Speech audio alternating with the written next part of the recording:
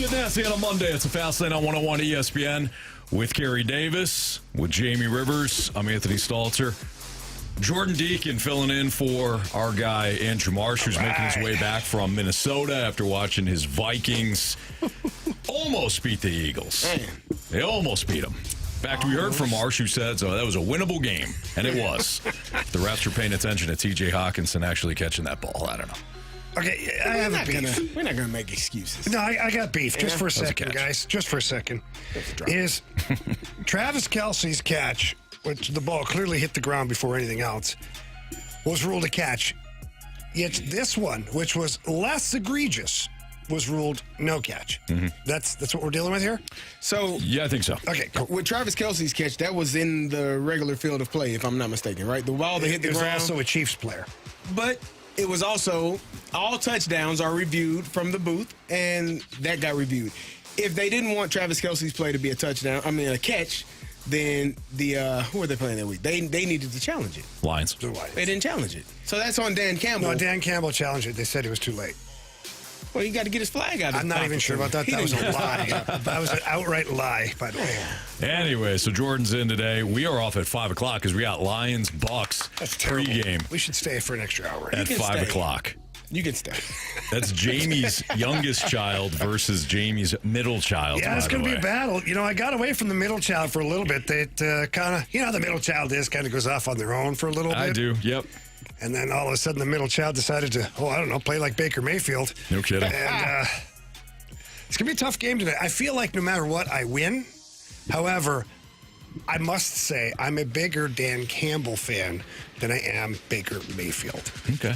So, you got your Lions shirt on, so we know where the allegiance is establishing, tonight.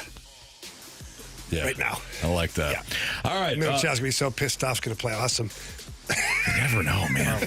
They have played everybody well. Obviously, they're 5-1. I don't like betting against that team. I'm kidding. All right, let's go back to Saturday night, and we will get to the Blues' home victory over the Stars, their first home victory of the season. Yeah. But there's also a game going on in Auburn, where Mizzou takes down the Tigers, the Auburn Tigers, in 2 overtimes. I'm gonna open this up for Jamie. Oh, why you?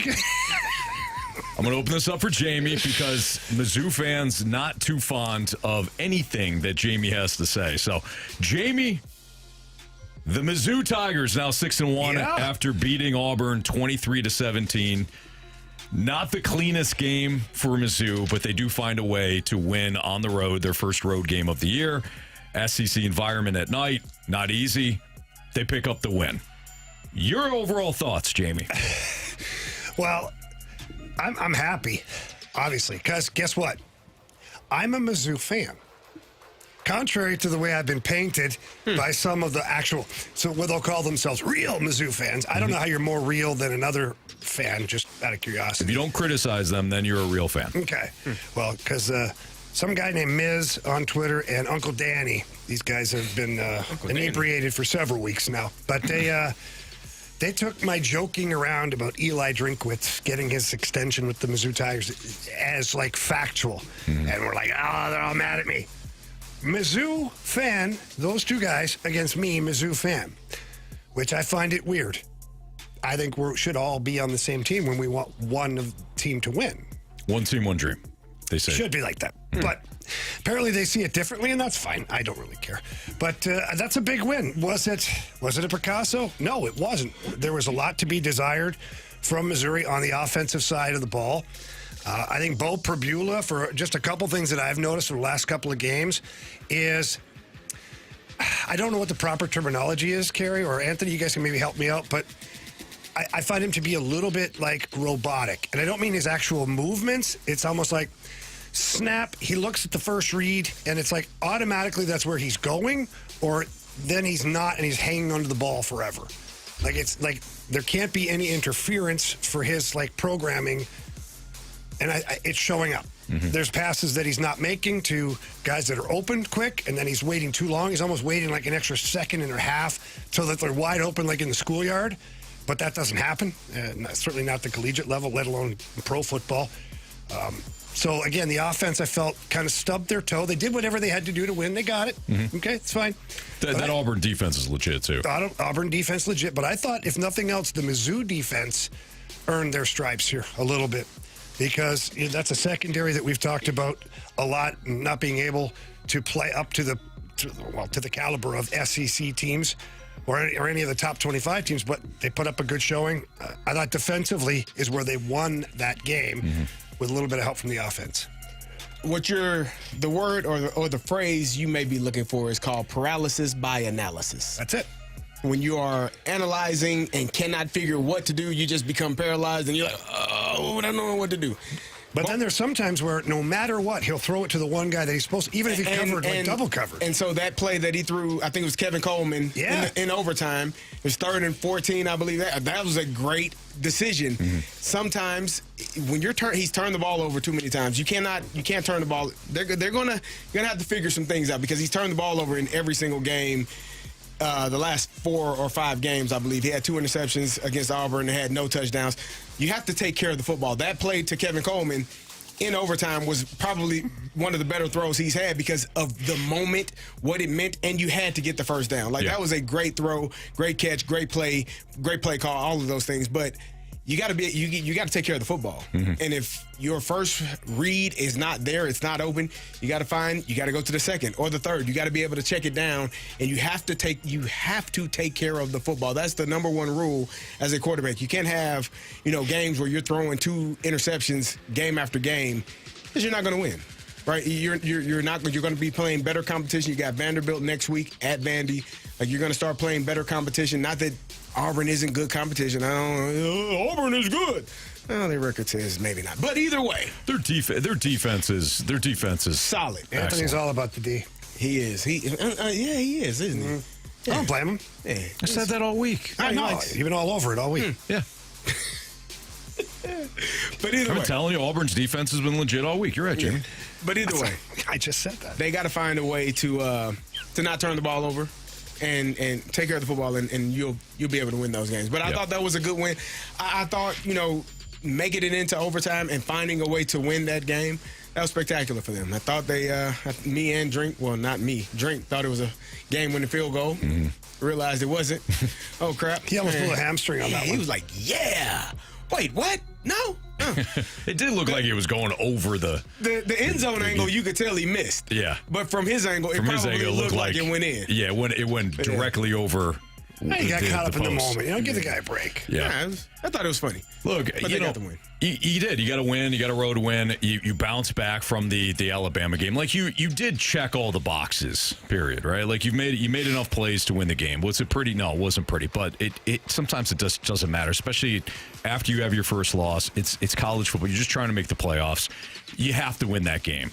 If you don't, I think Mizzou would be open for criticism. As far as Bo Perbula is concerned, I don't think he handled the rush and some of the things that Auburn was doing to maybe bring an extra defender. I don't know if he necessarily handled the pressure as well as he could have.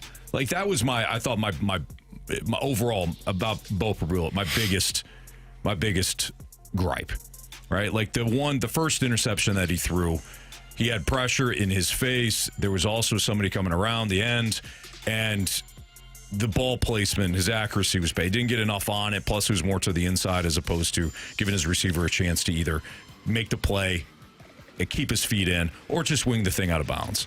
Now, it didn't cost him because Auburn missed one of many field goals or extra points on the night. But that is one of those plays where I thought he got the ball out of his hands quickly, which is great, but it was almost like he didn't predetermine to get the ball out to a safer spot. So that was my biggest complaint there. Otherwise, you go on the road, you face an Auburn team who you should beat, and you get it done. That would have been, I thought, a devastating loss had you not won. Unranked team, not second great. Loss of the year. That's dropping you out of the top 25. You got Vandy. You did what you had to do. And you got A&M. You would have had to run the table, and you may have to run the table anyways. Yeah. You certainly would have had to if you lost that game. The Mizzou schedule has gotten very interesting because when you look at the rest of the way here for them, it is not an easy path. They have a couple of monster opponents coming up. Vanderbilt, I mean, they are the talk of NCAA football. What Diego Pavia has been able to do there and that team playing as well as they have. And it's not just him, by the way. The whole team is elevated. But they're ranked 10th right now, coming off a huge win. Then you got A&M ranked 3rd in Oklahoma and Arkansas. I don't know much about Mississippi State, but Anthony, you seem to think that's it. They're better. They're better this season than I think anybody expected them to be. That doesn't mean they're good. It just means that's not. When I saw Mississippi State on the schedule at the start of the year, that was an automatic W. Not that I don't think they'll win that game, especially at home, but again, State has played much better than I thought. Well, they got a packed dance card. They do. Specifically with A&M, Vanderbilt, and Oklahoma. Let's just say they get the W's at Mississippi State and Arkansas. Those 3 games are going to prove to be the biggest, as they already have a loss on their record. Right. Yep. It's tough going, man. So again, you had to have that one, and now it sets up where Mizzou will take on Vanderbilt. Vanderbilt I don't even think the fans rushed the field when they beat LSU. This is a different Vandy team now. They expect to win. They expect good things. And Vanderbilt's only loss, as we know, this season, Alabama. Mm-hmm. That's Alabama. At Alabama, yeah. They lost 30-14. Alabama did punch it in at the end there. Otherwise, that game was a lot closer than the final score would indicate. And obviously, Mizzou just lost by 3 to Alabama. So this is going to be a fascinating matchup. It's 2:30 local time on Saturday, ESPN. We'll break it down throughout the course of the week. All right, it's Fastlane on 101 ESPN. Blues pick up their first win on home ice this season. They knock off the Stars. Outstanding performance by Jordan Binnington, and Jordan Kyrou had himself a game as well. We'll break it all down next on 101 ESPN.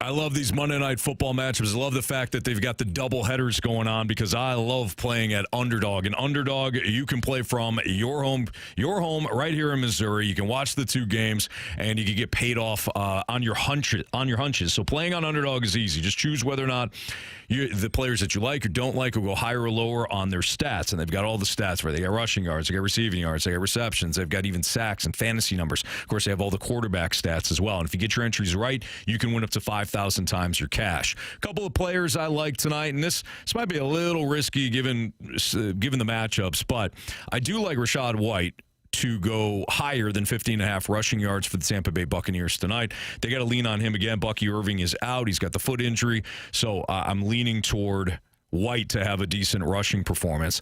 I also like a couple players in that Seattle game. It's the Seahawks and the Texans.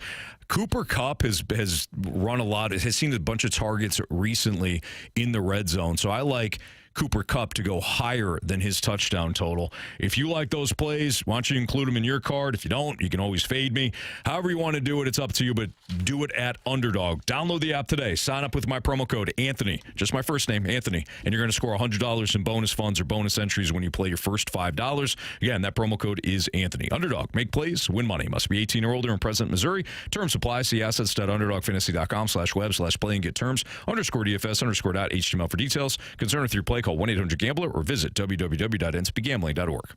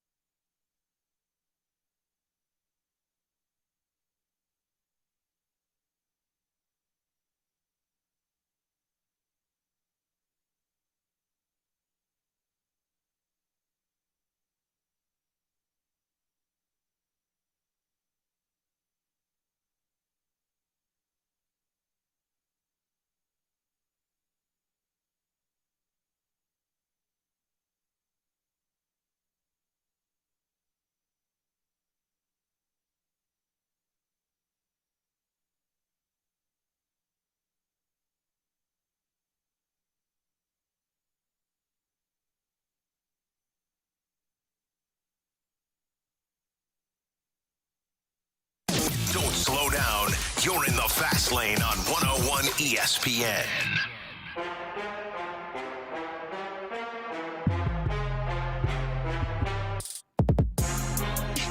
Blues get it done at home against the Dallas Stars. And Jamie, there's really only a way to go in terms of like the big picture of this game.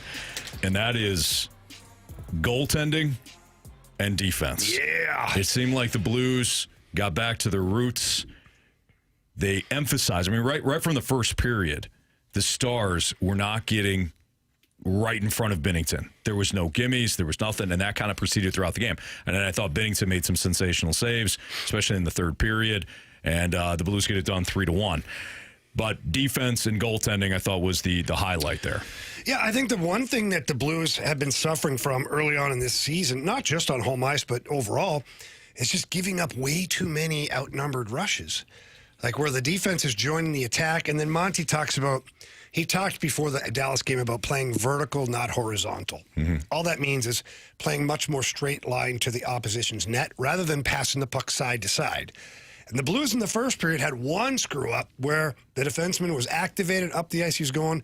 They got across the blue line, and they went horizontal, side to side, got picked off. You know, the paper in the river, Anthony. Yep. And that puck hit right back towards their net. It was a 2-on-1 against Matthew Kessler, who, by the way, was playing his first game of the season. Nice play by him. He had made a nice play. Great back check by Jordan Kyrou. Yeah, 200-foot game there. 200-foot game for Jordan Kyrou. We're going to talk a lot about Jordan Kyrou and Jordan Binnington somewhere in the 4 o'clock hour. But, again, you talk about playing solid defensively. If you don't play good defensively against this Dallas Stars team, you're screwed. Mm-hmm. That's a really good team. And so Jim Montgomery, who said something that some people didn't really understand, so we're going to listen to the audio, and then we'll break it down after. But Jim Montgomery was very pleased with a certain way his team was defending. Our sticks were probably the best I've ever seen them since the year after the Blues won the Cup. You know, that was a really good year, and that team had great sticks. Something we've been preaching, and the players are starting to do it. Hopefully we can develop that consistently. But Kyrou in particular, like his first goal was just an incredible reload where he back checks, he has a stick on the ice, and his God-given ability took over. So some people are confused, or maybe they don't understand the terminology. We had great sticks. Some people are like, what does that mean? You have you shoot the puck? You bought the best sticks available, yeah, Jamie. see? What the hell? I know that. Yeah. You went online. Amazon has, Amazon. They got the ones that everyone buys, and then they got the ones that are cost a little bit more. Yeah. And they went and real bought hockey sticks. Yeah, they bought the real ones. What the hell is wrong with you? Yeah. Who's the hockey guy here? You? Yeah. Or me? No, you're great, Kerry. Thank you. Yeah. Kerry, don't sell yourself short, not with that knowledge. Nothing you said was true, and may God have mercy on your soul. We're all dumber having listened. Yeah. No, but I appreciate your I try. your effort. Thank you. No, what Jim Montgomery means there is defensively positioning your sticks properly. And I go back to this. I tell that funny story about Robbie Ftorek, taping weights to my hockey stick so I'd have my stick on the ice so that the puck could hit it. Mm-hmm. Well, the Blues were playing very good last night. Stick on puck, body through body. And defensively, they had their sticks in the right lanes, taking away good opportunities. A lot of the Dallas Stars plays were broken up by good defensive sticks. And so that's important because if you can break up plays with your sticks, then you can get going on the offense. And it takes care of a lot of your hassles for you. And now Jordan Binnington also, who had a great game, he was told about Monty talking about great sticks, and then he just continued to talk about the team from there. This was Jordan Binnington following the win. I don't know. I wasn't really watching the sticks all night, but you got to take his word for it. He's got a good hockey mind. So, but yeah, we were strong, and some guys had big games tonight, and that was a big win at home, which we were due for. Yeah, he played awesome too. By the way, he made timely saves. And that's what you need out of your number one goalie or a top goalie in the NHL bottom line. You look at the shots overall, and Dallas at 19 shots on goal. Jordan Binnington probably had 3, 4, maybe 5 where he had to make the save to keep the goal out. So, but yeah, the biggest thing that I noticed with this team the other night on Saturday night was just watching the way they possess the puck in the offensive zone. A lot more cycle game, a lot more down low, a lot more, little short passes, give and go. And on the defensive side, every person was doing a good job of tracking that puck back to the defensive zone, taking away the middle of the ice, and then, kind of fanning out from there. And that's the way you nullify a team like the Dallas Stars is, and not just them, a lot of the good offensive teams, they prey upon the middle of the ice. Because once you get to the walls, it's easy to wedge a team out. All that means is you stack the numbers, be like putting 1, 2, 3 guys in a row. Where are you going to go? So they angle you towards the boards, and you got to dump the puck in. Who gets it? Jordan Binnington. Pass up to the D. You're nullified. But if you leave the middle of the ice open, if you don't have that wedge set up properly, that's where the speed comes through, and now that's where it opens up the game. You get in trouble that way. And the Blues did a good job of plugging up the middle of the ice, wedging things to the outside, and keeping the dangerous opportunities to a minimum, which is obviously huge against a team like Dallas. You talk about the sticks on the ice and playing great defense. That generally leads to offensive opportunities when you can get going on an odd man rush. And one thing that we've talked about, and I continuously see it, the Snuggeroo goal, you're right in front of the net. When there's a bunch of bodies in front of the net, rebounds happen. Hell, anything can happen. So I think he's figured out that mindset. We talk about Jake Neighbors having that mindset of getting to the front of the net, finding a way to get in that area. And I don't know, Jamie, I never played hockey a day in my life, right? But Not yet. Not yet. We're working on it, Kerry. But if I was by the blue line and took a shot, I probably wouldn't have as much success as if I was right in front of the net. Just my personal opinion. I feel like it'd be a lot easier to kick a 10-yard field goal than a 50-yard field goal. Probably. Yeah, I think so. So getting to the front of the net generally can lead to easier goals, some would say.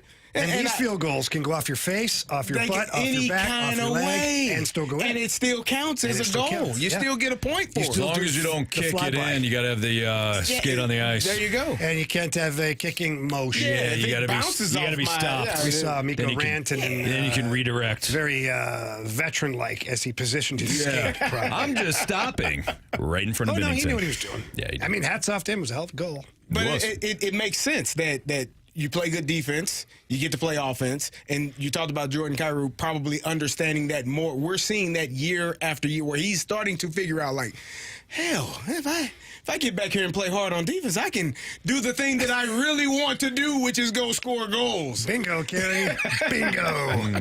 You get a car. Thank you. I just want Get a car. I want to chime in and say, while the defensive 6-on-5 play was very good, and then it allowed Suter to get that empty net goal. That was like the biggest takeaway for me. It was like 6-on-5 has been an issue for a while now, and we're 2 for 3 on scoring and haven't let any go in. So that's a great point too. And you know what, Jordan? To further that, Pius Suter was a guy that they purposely went after to play in those situations. If you go all the way back, I'm sure we can find somehow. I think it was Army or Monty said something about, well, Pius Suter's a guy that he will be able to help us in that department. So not only did he make a really good defensive play on Heiskanen, who was one of the best offensive defensemen in the league, he seals off the wall, blocks the puck. He gets around him, dives, and then shovels the puck the length of the ice, barely beating Rupi Haynes as he's coming back there to try and get the goal. But it's great effort. It's a great effort. So great job picking that up. Yeah, if that was the biggest issue a year ago, they addressed it. They addressed it in the offseason. They talked about it. And now, to Jordan's point, so far, so good. Well, now it's turning into an advantage for them. Yes. Right. Yep. It should be. It should be. One would think. One would think. They're not playing with a goaltender. Yeah. But the other team has an extra guy, Anthony, It's hard. Sure is. A year ago it was. All right. Our biggest Week 7 NFL takeaways. You guys know I'm not very bright. I was watching the game. Don't be so hard on yourself. No, I'm not. We know. Finally ready to admit something about one AFC team. Not that it'll matter. I'll get to both points next on 101 ESPN.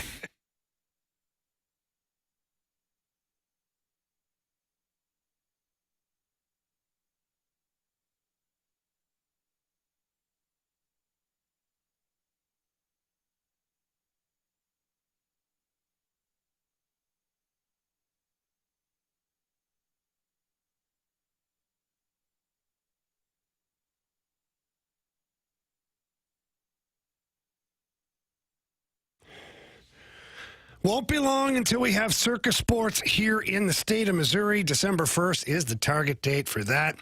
But I got great news for you. Up until that point, you can still get in on all the action with Circus Sports by downloading the Circus Sports Illinois app today. You find it on the website or anywhere in the App Store. Any App Store has it, and it's super easy to download, very user-friendly, and once you get on the website, you're going to love it.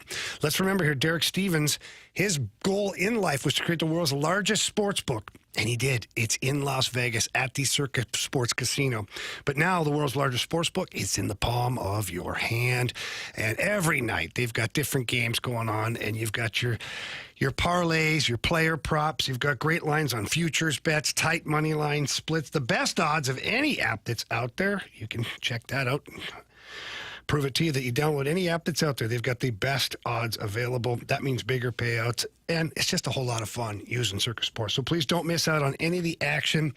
Download Circus Sports Illinois, the app. Bet like a pro today and join in on all the excitement with Circus Sports. If you or someone you know may have a problem with gambling, call 1-800-GAMBLER or text ILGAMB to 833-234.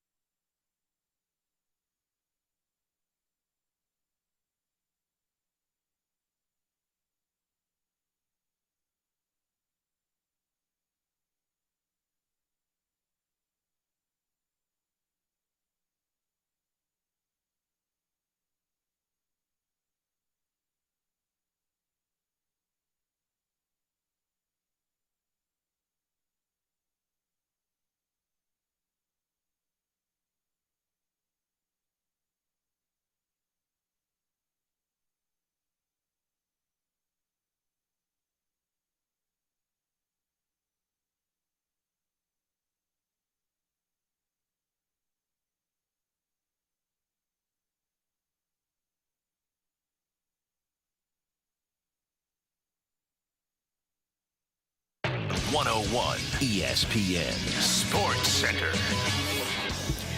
I'm Jordan Deacon. The Sports Center update is driven by Johnny Londoff Chevrolet and Johnny Londoff Autoplex. Over the weekend, the Blues beat the Dallas Stars by a score of 3-1. They are back in action tomorrow on home ice, welcoming in the LA Kings. Pre-game show right here on 101 ESPN will begin at 6 o'clock, and then puck drop will be at 7.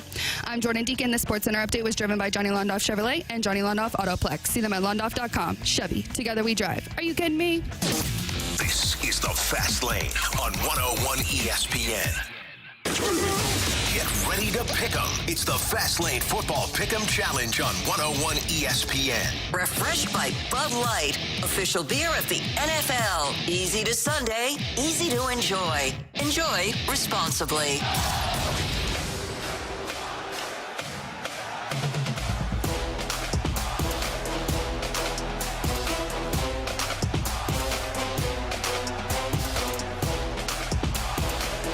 So we are tied in this week's Pick'em Challenge, and we're going to need the Texans to win tonight. We're going to need the Texans to upset the Seahawks. If that happens, we'll win the week. If it doesn't happen, we'll lose the week, and we'll fall further and further behind the Rizzuto show. It has just been it's been an awful start for us in the Pick'em Challenge. So big takeaways. What was everybody's big takeaways from yesterday in the NFL? I teased this.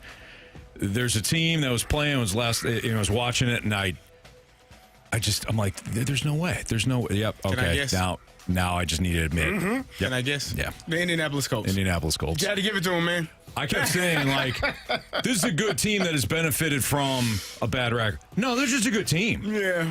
In fact, you could make the argument that they're the best team in the NFL based on what we've seen. Oh, yeah. You could. Oh, efficient. That's one of the most efficient offenses in the league, and not only in the league right now, in league history. Some of the numbers that the Colts, from an efficiency and scoring standpoint, rival some of the best offenses that we've seen in history. Will this continue? I don't know, but I just have to admit flat out, all the preseason stuff, like, it's Daniel Jones, come on, blah, blah, blah. I watched in amazement last night as they completely dismantled a Chargers team that you love, that I no longer think is good. Well, they're not good. They got too many injuries. They got fine. They're for 420 yards, 3 touchdowns. Just trailing the entire time. I know, but so if we dissect the game, that was an ass kicking. It was an ass kicking thoroughly. But a couple things to unpack on this one is. One, I owe an apology to Carly Ursay for even doubting her methods of operation. I'm watching video last night of her on the sideline dapping up dudes, and they're celebrating the win with her. Like, whatever it is she's doing, keep it up. We obviously don't really know what it was. We thought it was just an owner that was like a little bit over the top. That was my take on it. So I'm going to eat a huge pile of crow right now and just say, hey, shut the hell up, Jamie. Because the players obviously are liking her involvement and the fact that she feels like she's got skin in the game. And the record, I'm not saying it's directly correlated to this, the record shows them as a winning team now, a very good winning team. Daniel Jones is super efficient on offense. The one question I have for you guys, though, is regarding the Chargers. Jim Harbaugh last night, post-game, man, he tried to two-step dance around this question as much as he possibly could when they asked about his defense. Now, I don't know enough about the nuances of the game of football, but apparently his defense is a massive problem, and he tried very hard to stick handle around as much as possible, but in the end kind of like couldn't. So one of the things the Chargers want to do, and they'll sell out to do it, is to limit the big play. And yesterday, I think the Colts had 6 or 7 big plays when it was all said and done.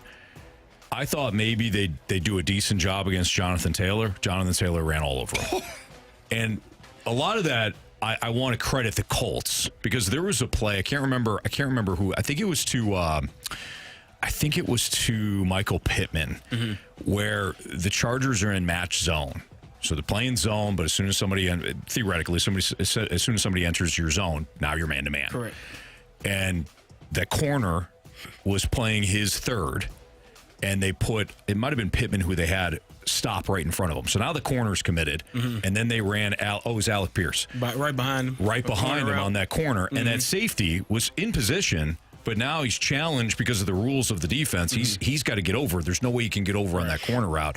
It was just perfect. It was a perfect play design and call in that moment for Steichen against that defense. So I don't want to dismiss what the Colts did because it was very impressive. But at the same time, I don't blame John Harbaugh for stick handling around the issues because clearly they have a lot of defensive problems right now. Jim, sorry. John, I just don't want people to think Johnson problem. The Ravens have their own problems. You know what, though? Ravens, as we know, comeback starts this week. He could. Does it? Yeah. Is Lamar playing? Yeah. Yep. Oh, yeah, he's back. Yeah. Better than ever, they said. He's supposed to be. Best shape he's ever been in. The Colts are clicking on all cylinders. Their defense is playing extremely well. Offense is number 2 in yards per game in the NFL. Like, Daniel Jones is taking care of the football. Jonathan Taylor had a 3 touchdown game again. Like, he is a healthy Jonathan Taylor is a menace. He's an MVP. He really is. He's the front runner. He's problematic for opposing defenses when he's healthy, and he's healthy this year. They're running the ball well. Daniel Jones, we were talking about it in the office. Brian Daboll and the Giants front office got to be having a conversation today. Hey, what the hell are you doing? Like, that's what. We blew a big lead. I've got some thoughts on that. No. I'm not talking about. That's my next stop, by the way. I'm not talking about the Broncos game. I'm talking about Daniel Jones playing his ass off in Indianapolis. Why couldn't you get that from him? Well, because you didn't have a very good team around him. I the did coaches. for 1 year. Yeah. You're the welcome. coaches. Yeah.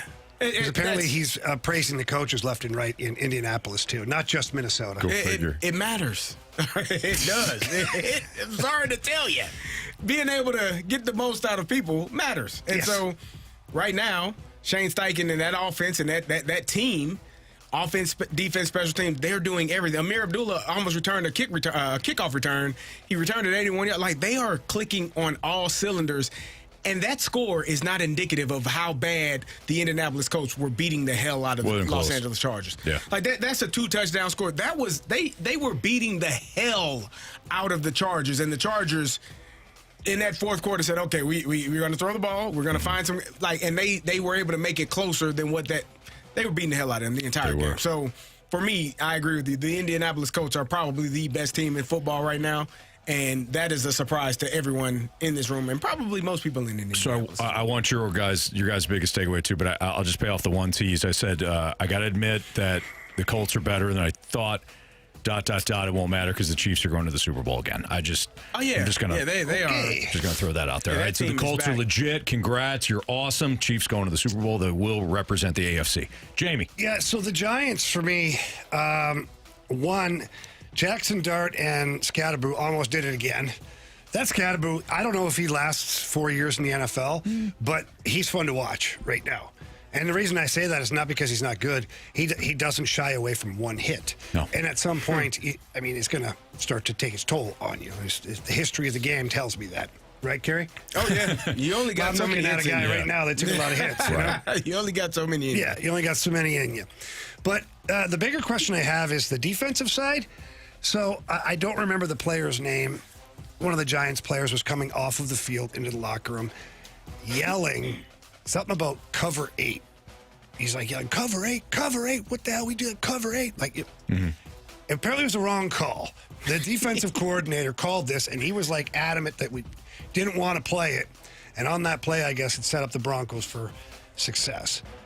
But then I'm reading today, what's the defensive coordinator's name? For the Giants? Yeah. I'll look it up. It shouldn't be hard. Just go to Twitter and say, Giants should fire. And his name is Shane Bowen. Yeah, everybody, I'm watching it right now. People are like, he should be fired. The fact that he wasn't fired yesterday with that effort from the defense and some of the plays that he was calling and some of the setups or schemes, whatever it is. And even so that apparently Brian Daboll was down the sidelines yelling in his ear, too, at one point. Well, okay. All right. But What are you doing, Dable? You're the you're the head CEO. coach. Hey, his guys put 32 on the board, Anthony. Yeah, but you were still throwing. I mean, you were throwing Late in that 5 game. minutes left. He had You gave up 33 in the fourth quarter. That's worse than your Falcons did in the Super Bowl. Okay, easy. I'm not feeling great about them again, so I don't need that. I didn't need to go there. They blew that too. They totally It did. was The offense fair. sucked. Purposes of the assignment. I'm sorry. Yeah, by the way, let me do this. Congratulations to Tanisha from the Snake Pit, her 49ers. They earned that one, man. They look. You got to kick field goals, man. You got to kick field goals, and you got to pick up pick up a yard. Not that they would have won anyways, but Jackson Dart threw the one interception. I don't know why they're throwing in that spot. Yeah. I also don't understand why you're throwing when you're throwing. You had an incomplete pass like. When the Broncos had only one timeout, you got to have them burn that. I mean, there was a lot of mistakes in that one. It wasn't just the defensive coordinator and his bad calls. There were some things that you're up, what was it, 23 to 9 at one point. Like in the fourth quarter, like you got to finish that game. Mm-hmm. There's no reason, no way you should lose that game. 26. It was 26 to 8, I think, wasn't it? In the fourth quarter, yeah, 26 to 8 in the fourth quarter. It was brutal. Like you're not supposed to lose that game. So you get what you get, and you don't have a fit. The game that I liked and wanted to talk about, which I know you all were not. You don't believe still. The Philadelphia Eagles, man. One thing I will say about this team, and I listened to a man what they say after the game. They do not care what you or me or anyone else thinks. All they care about is finding ways to win the football game. If that means Jalen Hurts has to throw for 300-plus yards and both of their star receivers have to be over 100 yards each and play the way that they do, they will. If they have to run the ball to have success, they will. Devontae Smith, they asked, well, what do you think about this is your best performance? We just got to find ways to win games. That's all we care about. Right. Like, to me, this is a team that is, as you said, the Kansas City Chiefs look to be the favorite. Rasheed Rice back makes a huge difference for that team. They look to be on a collision course for another Super Bowl rematch between those two teams. Mm-hmm. The Philadelphia Eagles just play football, man. And they're going to get healthier as the season progresses. I know Nolan Smith is still out. Like, they got some guys that are get back healthy and be able to help that team defensively. But they just find ways to win. Mm-hmm. And it is, for me, as a true football fan, it is exciting to hear. When you hear to a man, they all say, hey, it doesn't matter. We just care about winning. Like, that's a team that has one goal in mind, winning the Super Bowl, getting back there and winning again. How it looks only matters to people outside of this room, outside of that room. That's the only people that matter to. To them, did you win or did you lose? You won? Okay, let's go to the next one. Mm-hmm. And that, to me, is a wonderful thing to see.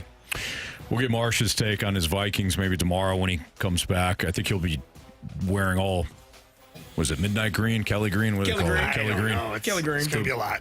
Yeah. He's going to have to wear a whole bunch. So his girlfriend, Rachel, I think, is putting him through the wash. Ooh. Yeah. Yeah, it's going to be rough. It's been bad for Marsh. He should stop betting against his team. Well, he's got the Lions. Betting for his team. Does he next week? Is it the Lions? They got to be coming up. They got to play him twice. They haven't played him yet. Yeah, let's see here. It's be coming up soon. All right, our college football roundtable. We talked. Is it next week? Yeah. So Mizzou, we talked about the Mizzou Auburn game, but what about some of the other fallout from college football? Another great Saturday in college football. We'll get that next on 101 ESPN.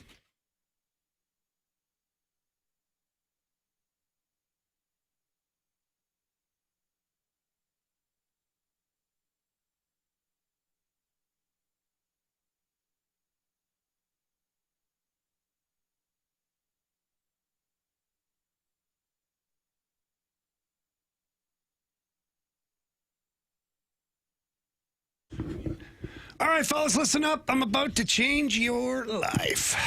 If you are 30, 40, 50, even older, sometimes 20, if you're feeling run down all the time and you tried the energy drinks, you crash and burn after, maybe you're not having the success you want in the gym, or you're not having the success you want at home, whether it's in the bedroom or just playing with the kids or whatever it is, you are probably low on testosterone and you're in denial.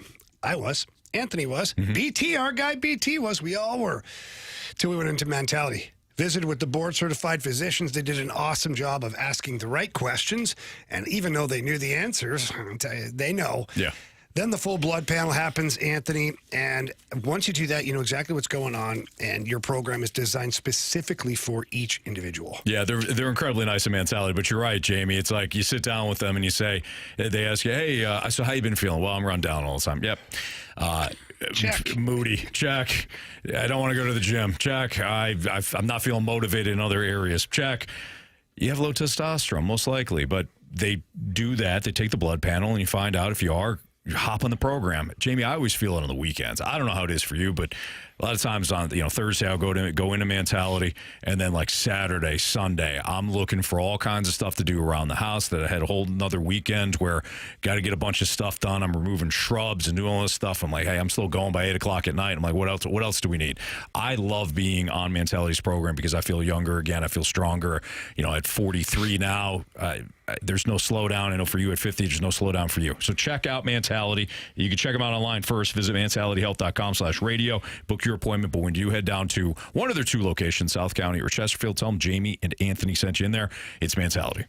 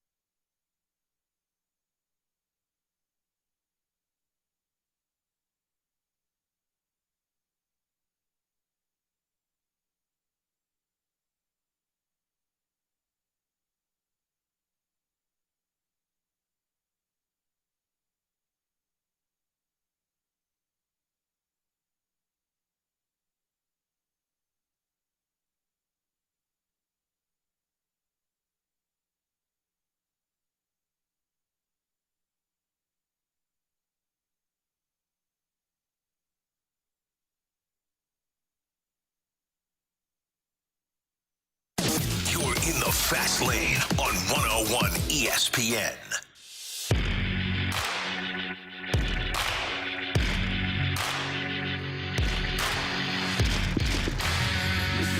It's Fast Lane on 101 ESPN with Gary Davis and Jamie Rivers. I'm Anthony Stalter. Jordan Deacon filling in for Andrew Marsh, who will be back with us tomorrow. So we talked about the Mizzou-Auburn game. A lot went down, though, in college football. It actually started on Friday night when Louisville upset Miami. Carson Beck had an... Are you a Louisville fan? I have some dance friends that go there, so I was rooting for them. You were excited. Sure. Okay. Yep. The way you reacted, I thought, okay, she's rooting for the Cardinals. That was crazy. That was insane. Crazy. So Carson Beck completely melted down. He threw, I think, 4 picks in the game. Only. Only 4. Could have been more. So the number 2 team in the nation suffered their first loss. Texas Tech also suffered their first loss. Oh, Arizona that was State, brutal, by the way. Arizona State knocked them off 26-22. You've been rooting hard for Texas Tech. I have too. I like Tech this year. What a terrible game. So that was unfortunate. Was there another team that lost for the first time? First time. Any first time losers? Ole Miss. Thank you. Yeah, Ole Miss did lose. And By Ole the way, Miss. can I just make a comment for a second about the Georgia Ole Miss? So the line on that game was 7.5, Georgia. Minus 7.5 on Georgia. Ole Miss was controlling that game till the fourth quarter, and then Georgia wins by 8. Right. I was so mad. I was so mad. One, I wanted Ole Miss to win, but I was even more upset that, like, Vegas knew. Well, Like, that drives me crazy. No, Kerry, it drives me crazy. They always know. I know, but I don't have to like it. Like, the game was so tight. In fact, Ole Miss was leading, and then they piss it away in the fourth. And not just, like, by 7 points. No, they lose by 8 covering. Yeah. Yeah, those Tennessee Volunteers suck. Oh, wait, no, that was Ole Miss. It's the same game. Yeah. Yeah, Georgia has played multiple games like that. Remember when Georgia defensively would just suffocate you, and then eventually they would just pull away? Yeah. This is different now. Georgia defensively, they'll give up a bunch of points. That game reminded me so much of the Tennessee game that Georgia played earlier this year. Right down to the fact that Georgia pulled a rabbit out of its hat. But Ole Miss, to me, that was a bigger statement for Ole Miss. Ole Miss is legit. Like for them to go It's a into really good team. Yeah, for them to go into Athens, they were right there. Like you mentioned, Jamie, Kerry, I know you don't care about the spread, which I get that, Yeah, but I don't pay attention. I just like to use that as a barometer. They were a 7.5 point dog, went in there, could have won the game outright. I know they were ranked higher, but Vegas to me is a better indicator of how teams should perform than what the ranking is for the AP or the coaches poll. And Ole Miss, I thought, played a really good game. I think college football has been outstanding this year. I just say that because week to week, you don't know who the best teams in college football are. You don't know who's going to win. You don't know how well a team is going to perform. And I think sometimes these unranked teams Louisville going into Miami, Carson Beck is a player that I wasn't high on when he was at Georgia, but then he maybe started to make me feel a little bit better about his. No, he did. You got on board. I did, and then you go and have a 4-interception performance where your team loses by 3 at home. Yeah. And you're the number 2 team in the land. Like, that to me is, you can't have those moments. Like, one of those interceptions got to be a completion to one of your guys for a big first down or a touchdown. And just one of those, it probably changes that game or shifts that game to where you win it. But it is fascinating this year to watch college football in the landscape and see how it week in and week out, how it is playing out, because you really have no clue. Georgia has been a really good team this year. They got one loss to Alabama, but later on this year, they're going to have to play Georgia Tech, who is the number 7 team in the country, who almost beat them last year, if I'm not mistaken, when they went into overtime. Like, you don't know if Georgia is going to – I have no clue, Anthony, right now as we sit today. What are we, week 7, week 8? I have no clue who's going to be in the top 12 come college football playoff time. It's awesome. No it's fun. idea. It is fun. College football has never been better. Yes. It has never been more entertaining. We can watch it and we can enjoy it, and then at the end of it, we really don't know what's going to happen a week from now, as opposed to, well, these 4 teams are good. Well, you know what? Cut that in half. Yeah. It's 2. It's 2 teams. Okay, great. Then maybe the national championship is going to be good.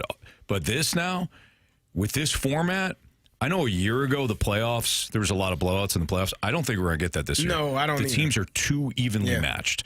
I will say this, though, and then we can dive into maybe some of the other closer games. Did you see what Oregon did to Rutgers?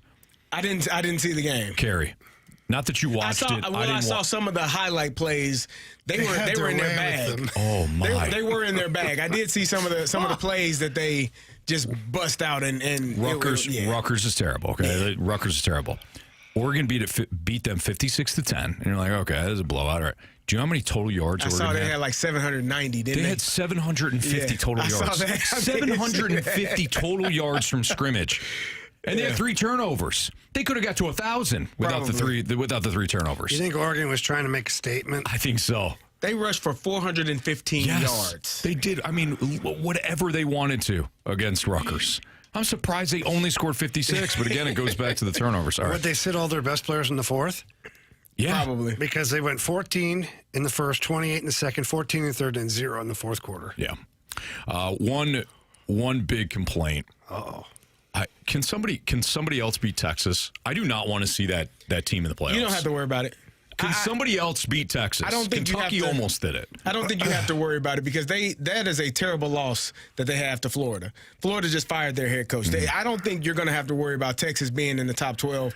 Texas is not a top 12 team, in my opinion. Yeah. Like I don't think that they are. Can't be. No, they right now they're sitting at 22. And as you said, they almost lost to Kentucky. They still got to go to Mississippi State, which Mississippi State has been a really good team. They got Vanderbilt at Georgia versus Arkansas, and versus Texas A&M. Like of those last 4 games, they'll probably lose 3 of the 4. Yeah. So I don't think you have to worry about Texas. Andy says A&M will beat Texas. Anthony, don't worry about that. Hey, let's go Aggies. I've been on Texas A&M from the start. Andy, I'm with you. You're right. Yeah. Texas A&M's a damn good program. I don't believe in Texas A&M. I don't know why. Because Texas A&M is the same team every year. Well, yeah, because it's Texas A&M. Well, that's not what I mean. They got different Are they players. supposed to change their name? No, they're still the Aggies. But every year they seem like, oh, this is the year, and it's never the year. They almost lost to Arkansas. I don't know. It's the SEC. It's the hardest. Shut up. Either way, they got to play. They got to go to LSU, who I also think is a terrible football team offensively. Watching them play offense is hey, they're trying. They are. They're trying their hardest. But they got to go to LSU. Then they got to go to Missouri. They got South Carolina. Samford. How the hell not Stanford. Samford. Yeah. And then Texas. They're a good team. Nah, they're not. And Texas A&M might not lose a game. No, and I don't think that they're good. They are good. I don't you think watch your that mouth. they are. Just don't. Notre Dame Good. Notre Dame don't tops bring up USC them. 34-24. They're my hot button this year. Did you see Jeremiah Love? Andy said it. As much as I want to disagree with you, you aren't wrong. Oh, come on, Andy. Every year. Andy, we expect more from you. He's got a Texas A&M logo on his damn. It doesn't mean you like It's page. different this year. It's not. It's different. It's like the Cowboys. I got to mention Jeremiah Love, local product, of course, St. Louis native, 24 carries, 238 yards, and a touchdown. His first touchdown was as pretty as they come. Just him emerging from the pack, and then I always love watching like pure speed. Oh, yeah. When it's like, oh, he's at 5, now he's 10 yards, Yeah. now he's 20 yards from the defender, and the defender's running his ass off. Yeah, and it you doesn't just matter. see the gap. Oh, man. Jeremiah Love, outstanding game. He also caught 5 passes for 37 yards. CJ Carr, I don't think is very good. I'm Did sorry. you see the play he had down there by the goal line where he spun around and threw what the What was hell that? was that? That game should not have been close. I wanted felt like USC to CJ win. Carr has kept the game closer. I needed USC to win. Personal reasons. I needed USC to win. Because of Illinois? And I needed Washington to win. Hell yeah. Washington. They should have gone into Michigan. I feel like you think Washington's better than I do think they are. I think they're better than they are. But they had to beat Michigan. Well, my Illini are going to prove you wrong this weekend. Your Illini? Mm-hmm. Yeah. We're going to prove you that I think you wrong. No, I do think Washington is good. I think Illinois is better. Okay. So you're going to prove me right.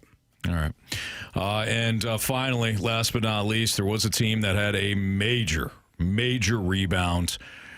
They used the bye week perfectly.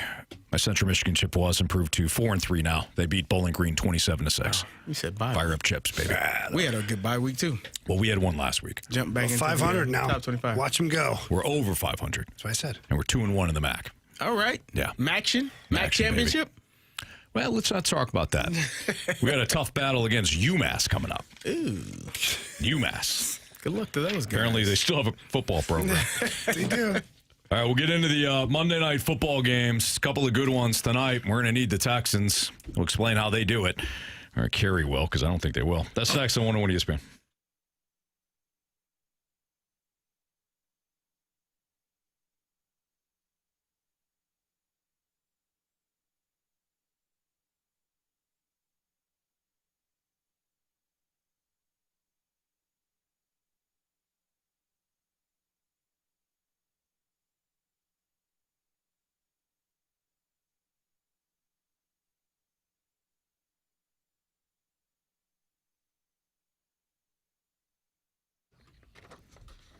It's October 20th. I'm telling you this now because you're going to want to call Mosby Building Arts by the end of the month. So by Halloween, make sure that you have called or you visited callmosby.com because they've got a great sale going on. It's Mosby Building Arts Out of This World sale. If you've ever thought about redoing your bathroom, now's the time to do it. They got bathrooms starting at just $279 a month. You can upgrade things. It's not just the fixtures. You can maybe put hardwood floors. If you got carpet right now in your bathroom, it's got an outdated look overall. Let Mosby Building Arts come in. They'll work with you to design the perfect bathroom that fits your style. And if you want, I don't know, maybe you want a spa-like retreat to also boost your home's value and your daily comfort. Again, Mosby Building Arts can help with that. They are the right remodeling company. When they do start your project, they constantly check in to make sure everything's smooth. We went through this. We had Mosby Building Arts do a major project for us, and they did an outstanding job of when they came in. They treated our home like their own. When they left, they were very efficient and made sure that everything was cleaned up. I love Mosby Building Arts. But again, call. By October 31st, you get the bathroom starting at just $279 a month. You can visit them, callmosby.com today. When you do, sit down with them, tell them Stalter sent you.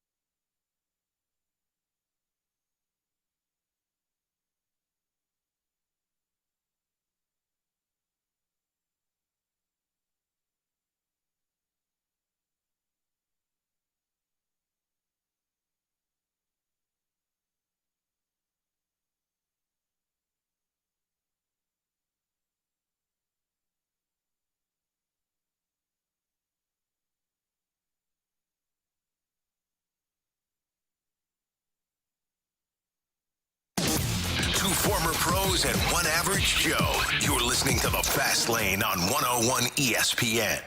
1, 2, 3, 4.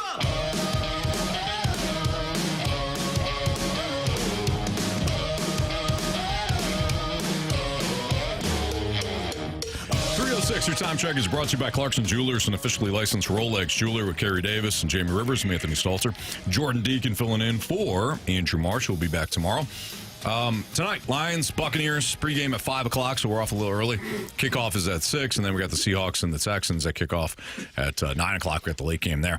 Let's start off with the Bucs and the Lions.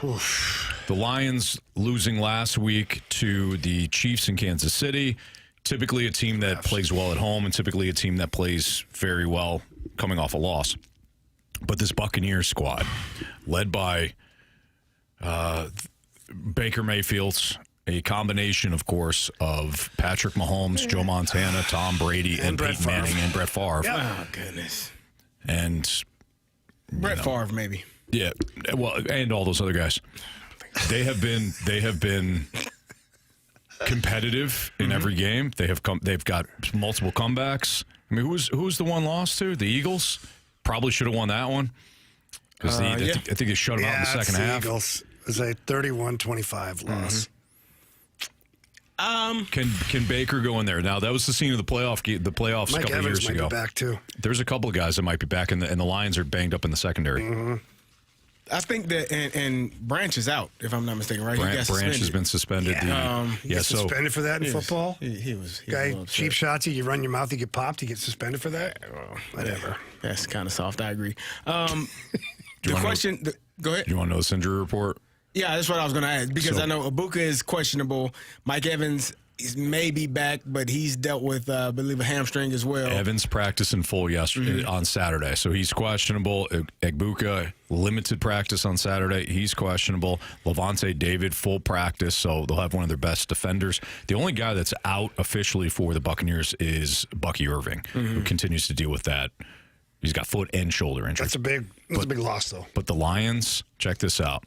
So you won't have Branch because of the suspension. That's one safety. Yeah. You won't have your other starting safety, Kirby Joseph, who's out. He's got a knee injury. Avonte Maddox, another defensive back, hamstring, out. Terrion Arnold, their first-round pick from a couple of years ago out of Alabama, out. They are devastated in the secondary. They look banged up. As the Bucs get healthy. Yeah, I don't really like that. However, this is a game that I can't lose. What was that? Three of your starters, Branch, Terry and Arnold, and Kirby Joseph. Three of your starters in the secondary. Yeah, Robertson's the only starter that's healthy right now for the Lions. Yeah, that's bad. He's a cornerback. That's really bad. It's not good. Yep, it's not good at all. That's unfortunate, but the offense okay. Jared Goff good? Outside of Taylor Decker, you're good. Jared Goff good? Yes, sir. Jahmyr Gibbs? Yep. Amon-Ra? Yep. Jamison? Yep. Yeah, I like the Lions. Sam Laporta? Yep. I like the Lions. David Montgomery? Yep. Yeah, I mean, he might have to score 55 points, but they have capable of doing it. I think this is going to be a fun shootout, and it's going to come down to the wire. I think I still like the Lions to win, but I think the Buccaneers are going to keep this one close and absolutely have a chance to win it in the end. Yeah. I think whoever has the ball last wins. I think this could be, when all is said and done, the most entertaining game of the year. When all is said and done, because I think it's going to be a shootout. Do you think any game throughout and we're only in week 7? Do you think any game throughout the entire year matches or beats the Giants-Broncos finish? No, I don't either. I don't think you can. I mean, he gave up 33 in the fourth quarter. Yeah. Giants scored with 43 seconds remaining, and the Broncos had no timeouts, and the Broncos won. But the damn field goal, the kicker missed the extra point. Right, exactly, man. Come on, he missed it. Come on, man. It's so much drama. Apparently, by the way, the kicker went to say something about Brian Daboll after the game, like, hey, I'm really sorry. He said, get out of my face. I can't even look at you right now. You know why? Jeez. Because he's going to lose his job. And it's because of things like the amount of... Guy, it's not like you wanted to miss the damn thing. The amount of stress on coaches when their job security is on the line, and all I need you to do, well, I mean, we could have stopped him, obviously. You could have done a lot. You could have done a lot. I can't blame it solely on the kicker. Like, it's easy to blame the kicker here. First of all, why did you sign the kid from Auburn to kick for you the following day? That was probably a bad call there. Bad business, man. But I think this is going to be a good game tonight. Lions, Bucks should be outstanding. All right, so Kerry. Yeah. Kerry. You're one of the two. You're relying on me, huh? You're one of the two that picked the Texans. I think Marsh also picked the Texans. He did. Poor kid. Had you guys just picked the Seahawks, all we would have needed was a Lions win tonight, and we would have beat the Rizzuto show. Well, you and Marsh picked the Texans. So tell us how it's going to get done here. Defense. The Texans are the best team, one of the better teams defensively. They're only allowing 12 points per game. They're third in total yards allowed defensively. Like, they get after the quarterback. They got really good cover corners in the secondary. To me, DeMeco Ryans in that defense, Will Anderson, Derek Stingley Jr., like all of those guys that they have on that defense, get after the quarterback, make him very uncomfortable. and he's going to put the ball in the air, and you got to go make a play on it. So for me, that's the best. C.J. Stroud is starting to figure some things out offensively. I think he's looked much better the last couple of weeks in comparison to what he's looked in the past, the first few weeks of this season and a lot of last year. But it's going to be defense. It's going to be how well and how uncomfortable this Houston Texans defense makes Sam Darnold and forces him to throw errant passes and gets after him in the pass game. Mm-hmm. To me. That seems to me to be the best way. And I don't know what what Seattle's doing offensively in terms of running the ball, because they haven't been doing that really well either. Mm-mm. Charbonnet, I don't know. He's been whatever. Kenneth Walker Jr., no one can find him. Like I don't know what they're doing offensively. So they're leaning heavily on Sam Darnold in that passing game. And if I'm the Houston Texans, that's exactly what I want. Yeah, please do that. Sign me up for that game plan, because I think our secondary and our D-line and our penetration that we can create is going to put him in panic mode and put the ball up for grabs. We just got to make a play on it. Okay. Feel better? No. You should. I like the Texans. I want to believe. I do too. I do. I want to believe. Where's the game again? Seattle. You got to believe, man. I will say this about Seattle. Seattle defensively, they run of like very, for as brilliant of a mind as Mike McDonald is, mm-hmm. they give up yardage. Like they just sit back, and then they get to the red zone, they clamp down. Hey, Kerry, we had a text here from the 636 says, how does Kerry feel about his Steelers getting beat by Hall of Famer Joe Flacco? Yeah, we don't talk about Joe no more. Joe Flacco. Like Mike Tomlin was even worried about this. He knew. He didn't know. He knew. What the hell are you doing, I told you, Petey. What the hell are you doing? Why would you trade him in the division?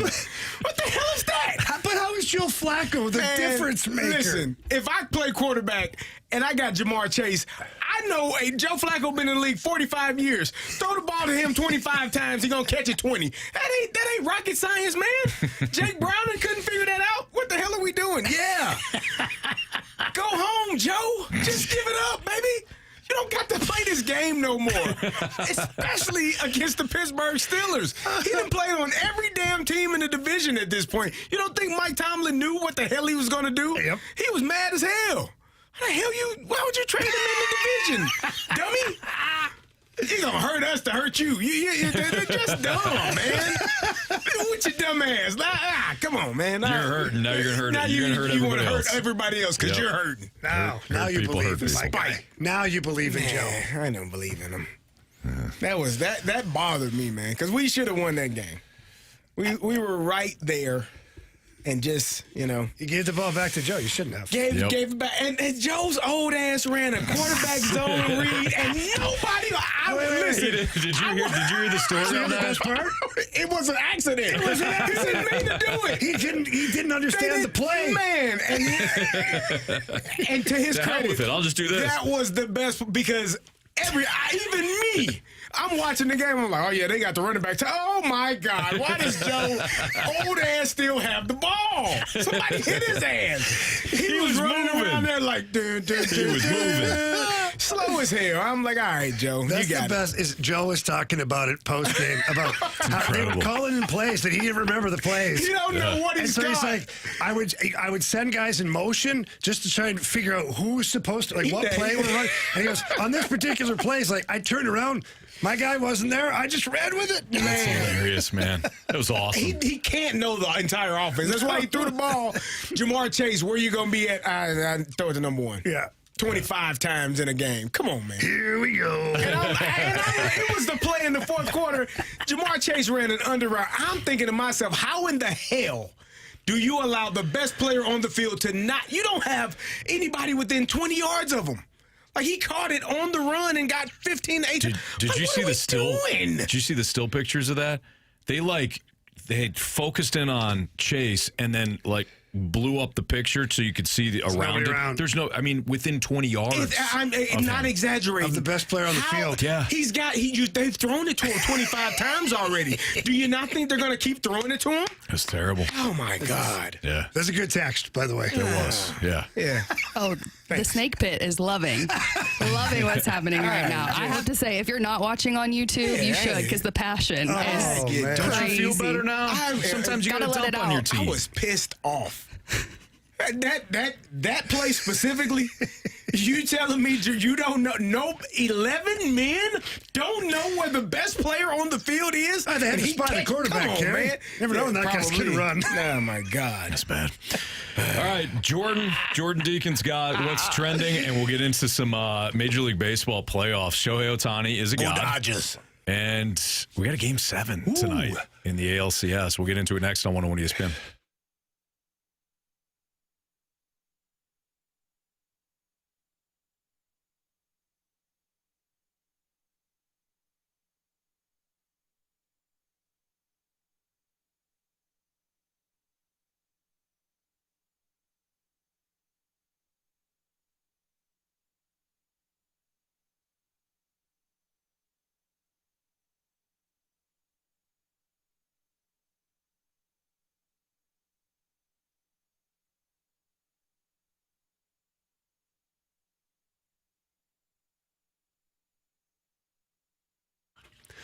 Listen up, St. Louis. If you are currently thinking about renovating somewhere in your house, specifically your kitchen or your bathroom or maybe that outdoor space, please give my friends over at E&B Granite a call. They have been in St. Louis doing business for over 20 years now, and in my opinion, they are the best, hands down. If you're doing your kitchen, your bathroom, outdoor space, do yourself a favor. Get down to 6135 Manchester Avenue and tell them Jamie Rivers sent you in. The in-house design staff is going to help you the entire way, but they have all the countertops down there. Unbelievable selection, whether it's granite, marble, soapstone. Great selection of different patterns and things like that. The cabinets are all priced accordingly, so whatever your budget is, E&B has something awesome for you. And the flooring, same thing. You know, they've got a good budget for you for flooring or different colors, patterns, you name it. They've got it for you. And then once the staff gets busy, the technicians and the installation team, they rip out all the other stuff, install the new kitchen, bathroom, outdoor space, whatever it is. It looks amazing. You're going to take pictures and you're going to swear that it belongs in a magazine. So please do yourself a big favor. Call them at 314-645-9300. That's 314-645-9300. And book yourself an appointment today. And you can always get more information at enbgranite.com.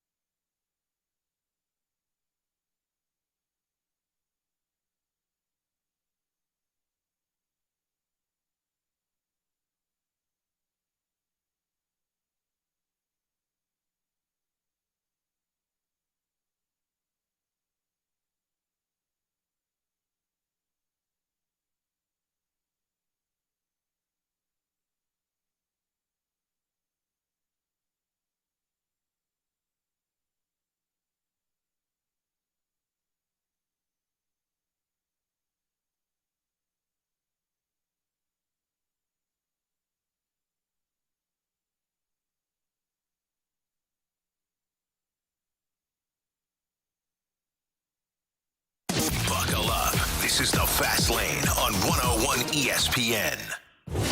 What are the hot topics in the sports world? What in the wide world of sports is going on here? It's time to find out with What's Trending? Brought to you by Elite Comfort Experts. Heating and cooling with no gimmicks, just guarantees. EliteComfortExperts.com.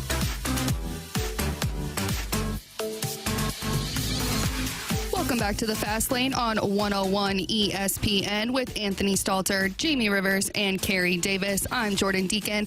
It's time for What's Trending. So before the break, Anthony told you we'd be talking a little bit of MLB playoffs. But before we get there, let's stick with some baseball.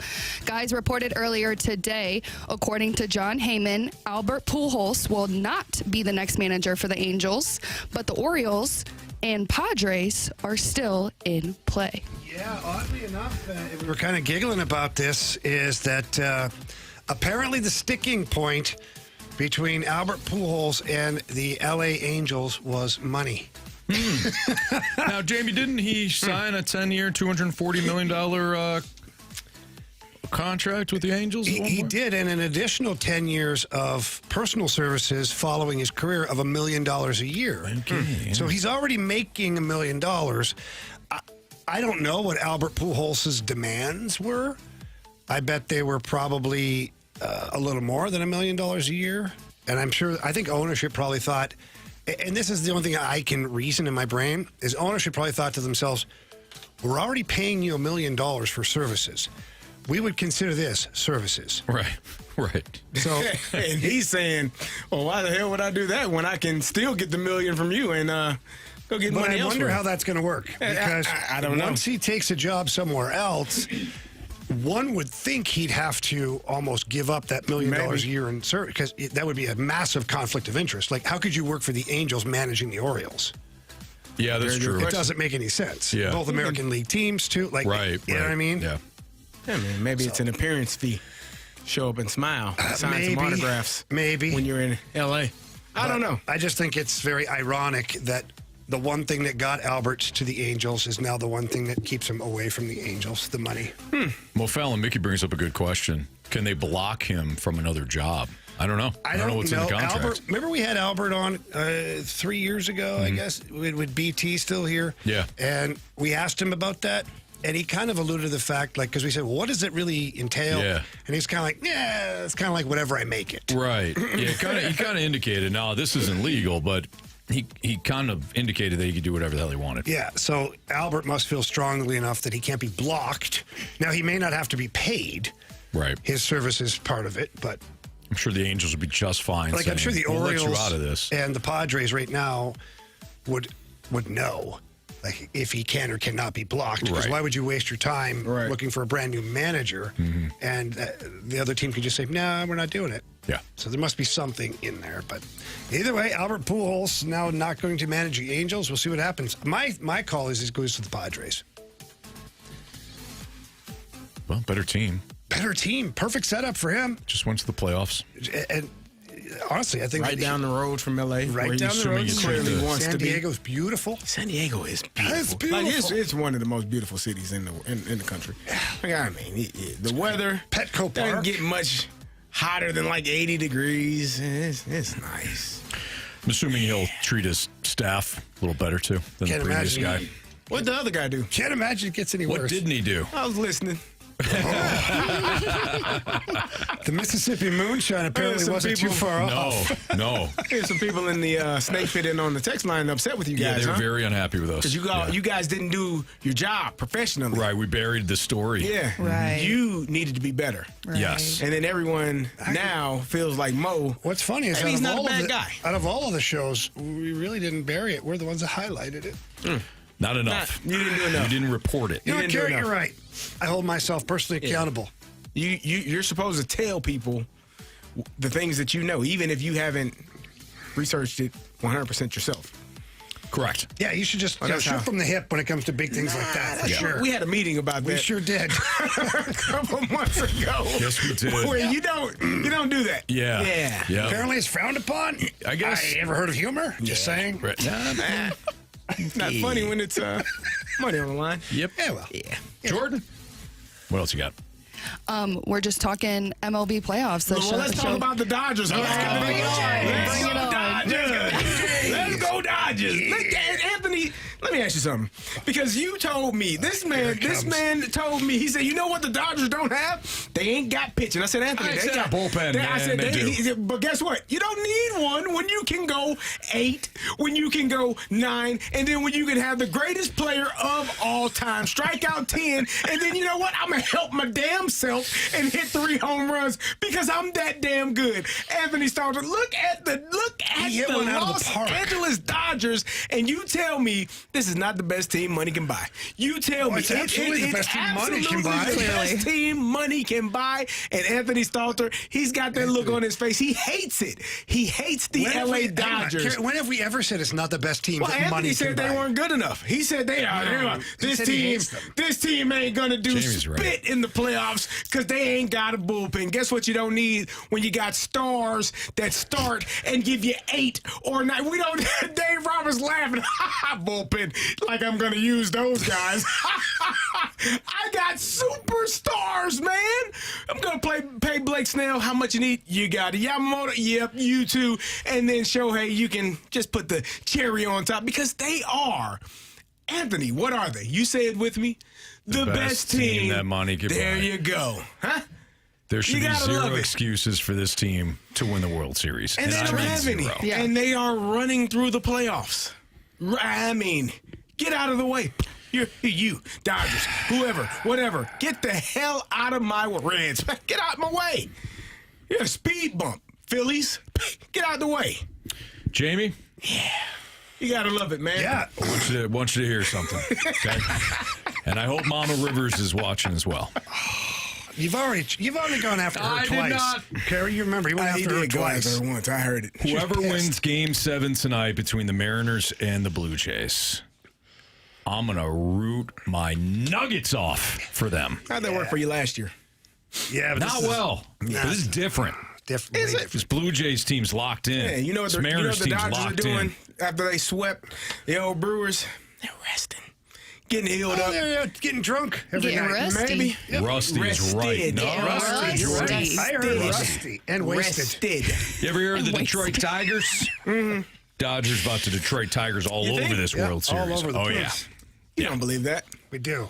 They got the best damn team. Oh, Johnny used up his best Dodgers. We Here didn't we even need to. go. Blue Jays gonna win the World Series. Here we go. They got to win tonight, don't they? Yeah, they do. that's Yeah, not good, yeah. I'll just swap out the Blue Jays with Mariners, and it'll work just fine. They're interchangeable. Either way, I just don't believe that. go American League. I think the Blue Jays are a better team. I don't, Jamie. I don't. It doesn't doesn't matter. care. I root You know what, Anthony? for the Mariners or Blue Jays. I don't care. I need you to care. Okay, Because then, not caring, it doesn't work. It doesn't no, matter. I don't care tonight. Hey, but it doesn't matter. If he You doesn't know it care doesn't tonight, matter. then how can he care tomorrow? I will. Jamie, he actually can. He's A psycho? yeah, he's funny that way.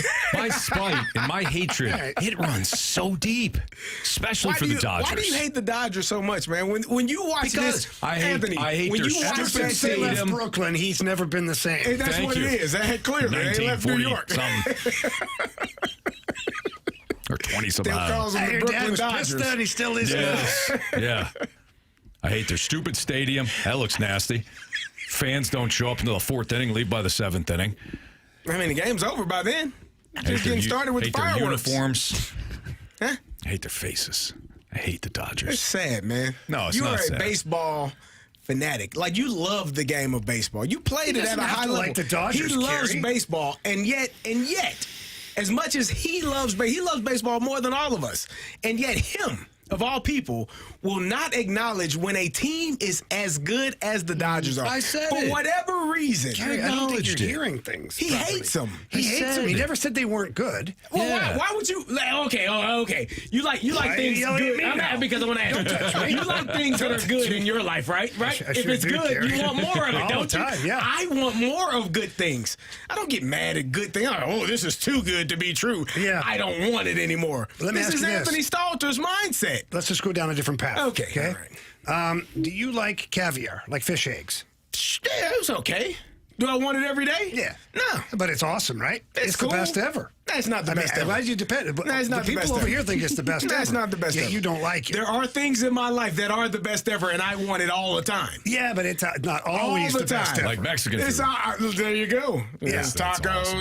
Tacos, margaritas. quesadillas, whatever. Quesadilla. You guys ever had that? Yeah. Dip it in the deep- sauce. Case of beer. I do love beer. Yeah, No, you can have that. quesadilla. If you're going to do that, make sure it's a Zwickle Light. Okay. It's St. Louis's unofficial hockey beer. Okay. Um, Damn. But what you do is a quesadilla is like the slow cooked In the meat sauce. all day in the sauce, and then they put it in a taco and they fry it, and then you dip it in.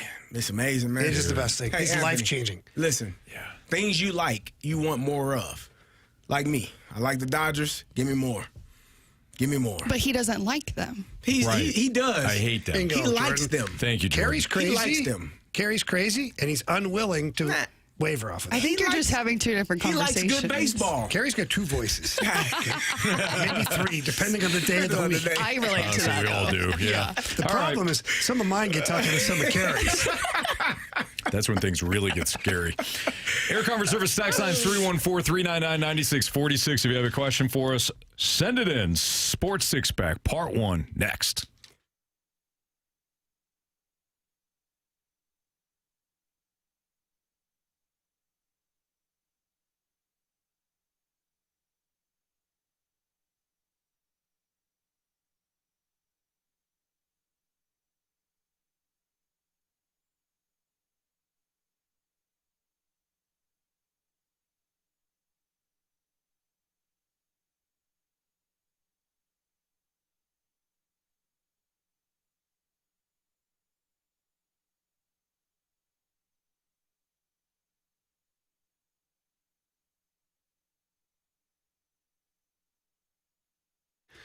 Still time to sell your home before it gets a little bit crazy during the winter. And if you're going to do that, please don't just trust anybody to help you right now.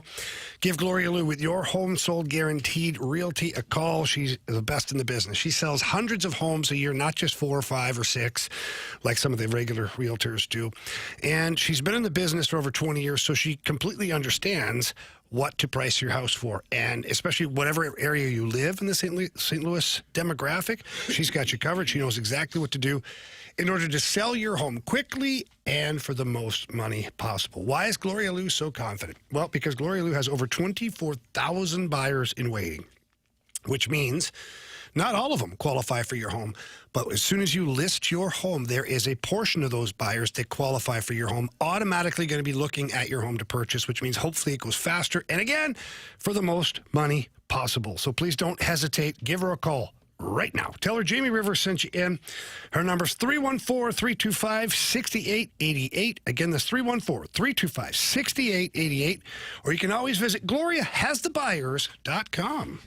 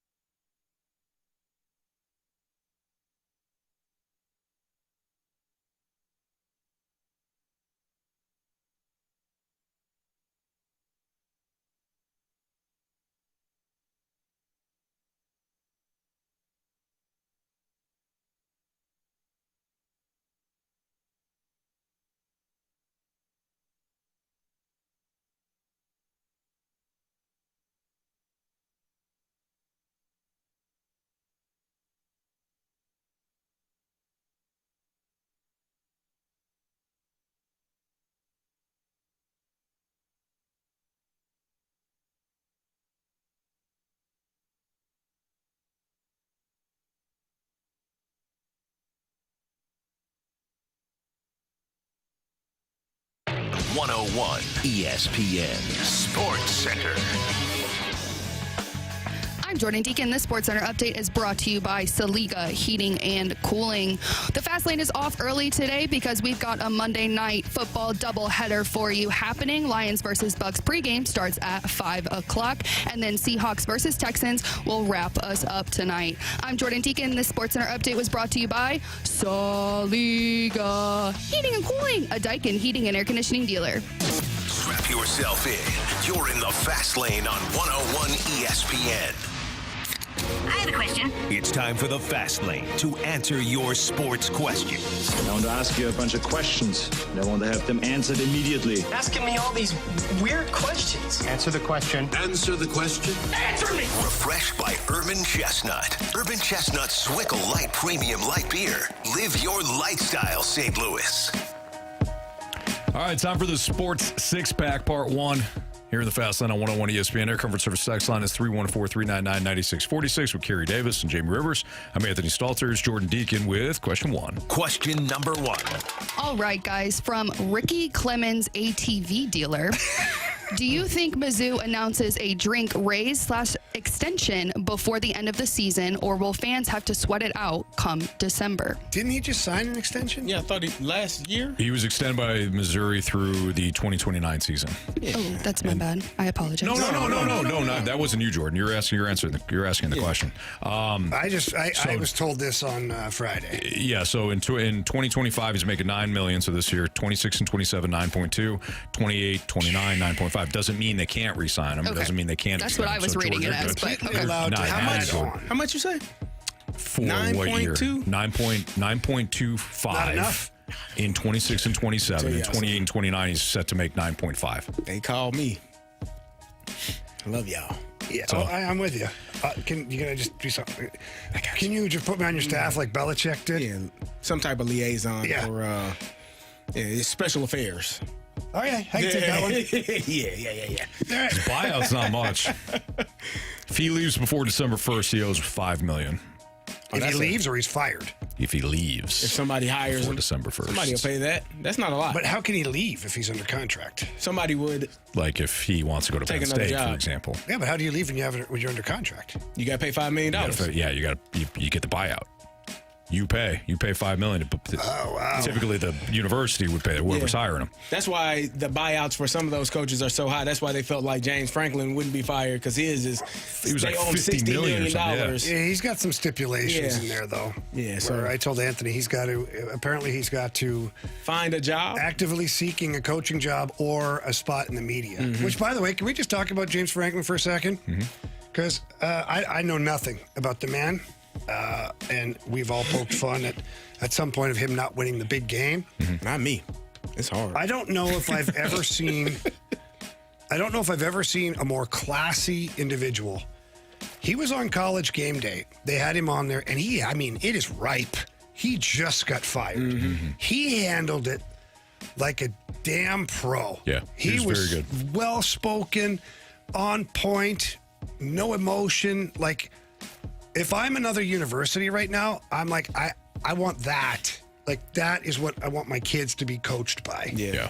He may not win the big game in Penn State, but wherever it is, like next, like he's still a hell of a football coach. I'll give credit to Nick Saban as well, because I think Nick Saban has kind of turned over a new leaf from head football coach to media guy, and I think he did a fantastic job of saying the things that James Franklin could not or would not say. Yeah. He said, you can't say it, but I'll say it for you. It's unfair as hell. Like, he was very, and I like what Nick Saban is doing with this platform, like being open, being honest, but also you can tell, like, he is a coach's coach. He defends coaches at every turn, even though he won a lot of games and won a lot of national championships. Cost a lot of people a lot of jobs, really. He knows how sent hard people it to is. the unemployment line. He did, but he knows how hard it is to win, and I thought he had James Franklin's back in that scenario as well, so kudos to him also.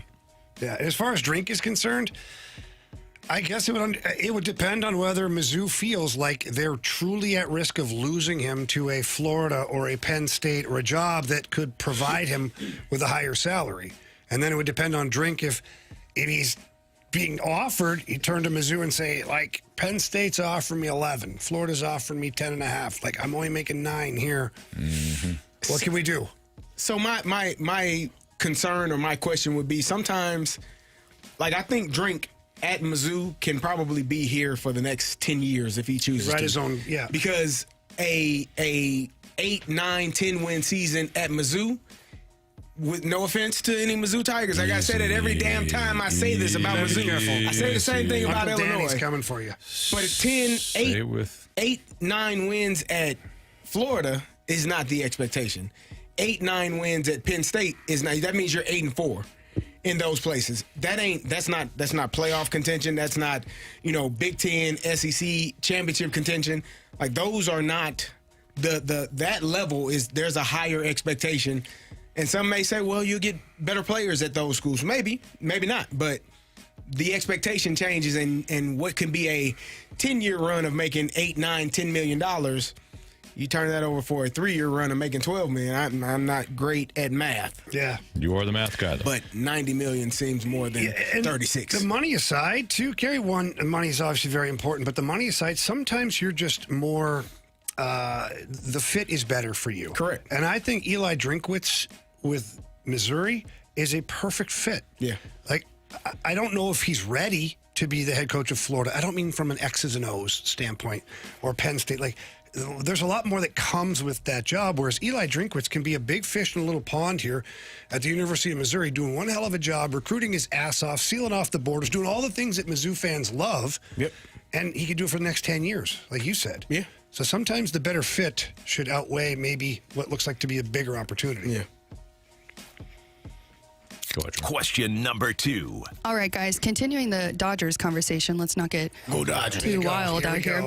But we're taking it a different direction. So we're seeing, from the 636, we're seeing the effect that Ohtani has for the Dodgers and what it will cost them. Imagine if Pujols was in his prime today, about to be a free agent. What do you think the cost/contract would look like for him now? Juan Soto.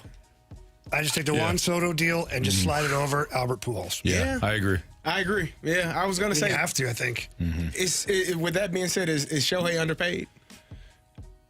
Yeah, he's only making like $1 million this year, isn't he? Well, no, I mean, in terms of like the whole contract, because Juan Soto is making $700 million, and so is Shohei. So is Shohei, yeah. Then yes. So Shohei should be like. But, Kerry, what happened yesterday may not be the same as today. I agree. We had this conversation last week, and somebody got after me. I forget what for, but. Yeah, he signed a 10-year, $700 million contract. Shohei did. Yep. And Juan Soto got 10 years, 760, something like that. Yeah. Yeah, Shohei's underpaid. He need to go back to the table. Yeah, if Juan Soto doing what he does is getting paid that, Albert Pujols would have easily gotten that. Well, hold on here. So Ohtani was 10 years. Sorry. Hold on. Did I tell you Georgia was going to cover? 10 years, $700 million for Ohtani. 15 years, $765 for Soto. Yeah. So less per year. Correct. Gotcha. Yeah. Yeah, he's under contract till he's 50. But he's still making more. Yeah. Maybe not. Not quite. Isn't Juan Soto like 18 still? Guy's been in the league forever. What? Go ahead, Jordan. Question number 3. All right, guys. What is your best or most unexpected travel story? Could be with a team or maybe some family. Oh, I've got a story that I've told before that it was something. I broke my hand playing in Russia, and then I decided I was going to come home because my visa had two different times I was allowed to leave the country. And so I had not left the country, whatever. So I traveled there, traveled back for, I think it was like Christmas holiday, travel back. So I'm like, okay, I got one more travel back. Like, we're fine. Anyways, broke my hand, flew back to St. Louis here, spent a couple weeks here. Then I get my ticket to head back to Moscow. Fly from St. Louis to New York to Moscow, which is like 16 hours in the air, I think is what it is total. I arrive in Moscow, and I get up to the desk, give them my visa, my passport, my Russian work card, all this stuff. And then like 3 minutes later, there's military people that have surrounded me. With guns. And they're telling me that, no, my visa's no good. They gave me one phone call, So I called the team manager, who spoke a little bit of English, and I'm like, just say my visa is no good. And he was confused too. Well, it turns out that my visa was good, but every time you enter, they stamp it. Every time you exit, they stamp it. I thought it was like 1, 2, but I'd already gone past my limit. And so, but who the hell would understand that? Yeah. And no one explained it to me. So within 5 minutes of like getting to the customs agent, they're walking me back up the tarmac to a flight headed right back to New York. Wow. Back on the plane, 16 hours back across. I land in New York City. I randomly just go get a hotel somewhere. Happens to be Super Bowl that day. And the Giants won the Super Bowl that day. Wow. So I'm out in New York all by myself, just getting pinned, watching Super Bowl stuff while my Russian agent's trying to work out my visa. Like the next day was 32 hours later, back on another flight. Oh, you over had to be Moscow. like all time zone, body clock off. Wow. Guess what Out of movie whack. they played on every single flight? Oh, it wasn't a What year was cartoon or this? something? Yep. Yes. Oh. Yep. Anthony listens. I can't remember what it was, but I remember. You watched it 4 times? Oh, yeah. Oh, yeah. And You gotta know it word worst by part word, is, line by line. Carrie, that when it still comes on to this day, I find myself watching it. I should hate it, but I don't. Well, What year was it? 2006? 2009, No, 2000. 2010, somewhere. Ratatouille. Ratatouille. I did hear Yes. you. I heard you say It's a good movie, at least. It's a hell of a It is a movie. good Yeah, movie. but you don't need to see it No. I mean, it's a hell of a movie. that many times. Yeah. That's how I feel about Kicking and Screaming and Hitch when I worked for Circuit City way back in the day. Hitch was on the laptop in the computer section, and then on the screen was Kicking and Screaming every single day. I can probably quote those movies still. All right, Carrie, save your travel story. Maybe we'll get to it in part 2 of the Sports Six Pack next on 101 ESPN. St. Louis Blues hockey can be heard exclusively.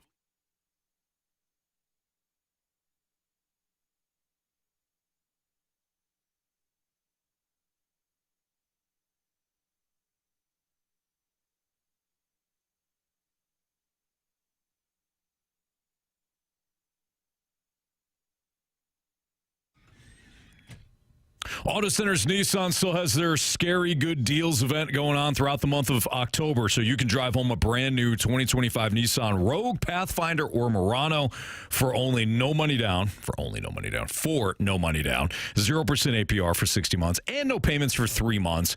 So check them out at Auto Centers. Let me tell you, the Murano, man, the new Murano, they completely redesigned it. The exterior and interior, it is sleek. It looks great. Drive it around, take a test drive, start online. AutoCentersNissan.com. You can search for it, and guess what? When you actually look at the vehicles online, they'll actually have it at the dealership when you go down there. And here's the kicker. Auto Centers has over 1,000 new and used vehicles all in one location. So no running around town, no gimmicks, just the biggest selection in St. Louis. Plus, all new Nissans are backed by a complimentary lifetime warranty and a 30-day return promise. So don't wait. Good deals will disappear soon.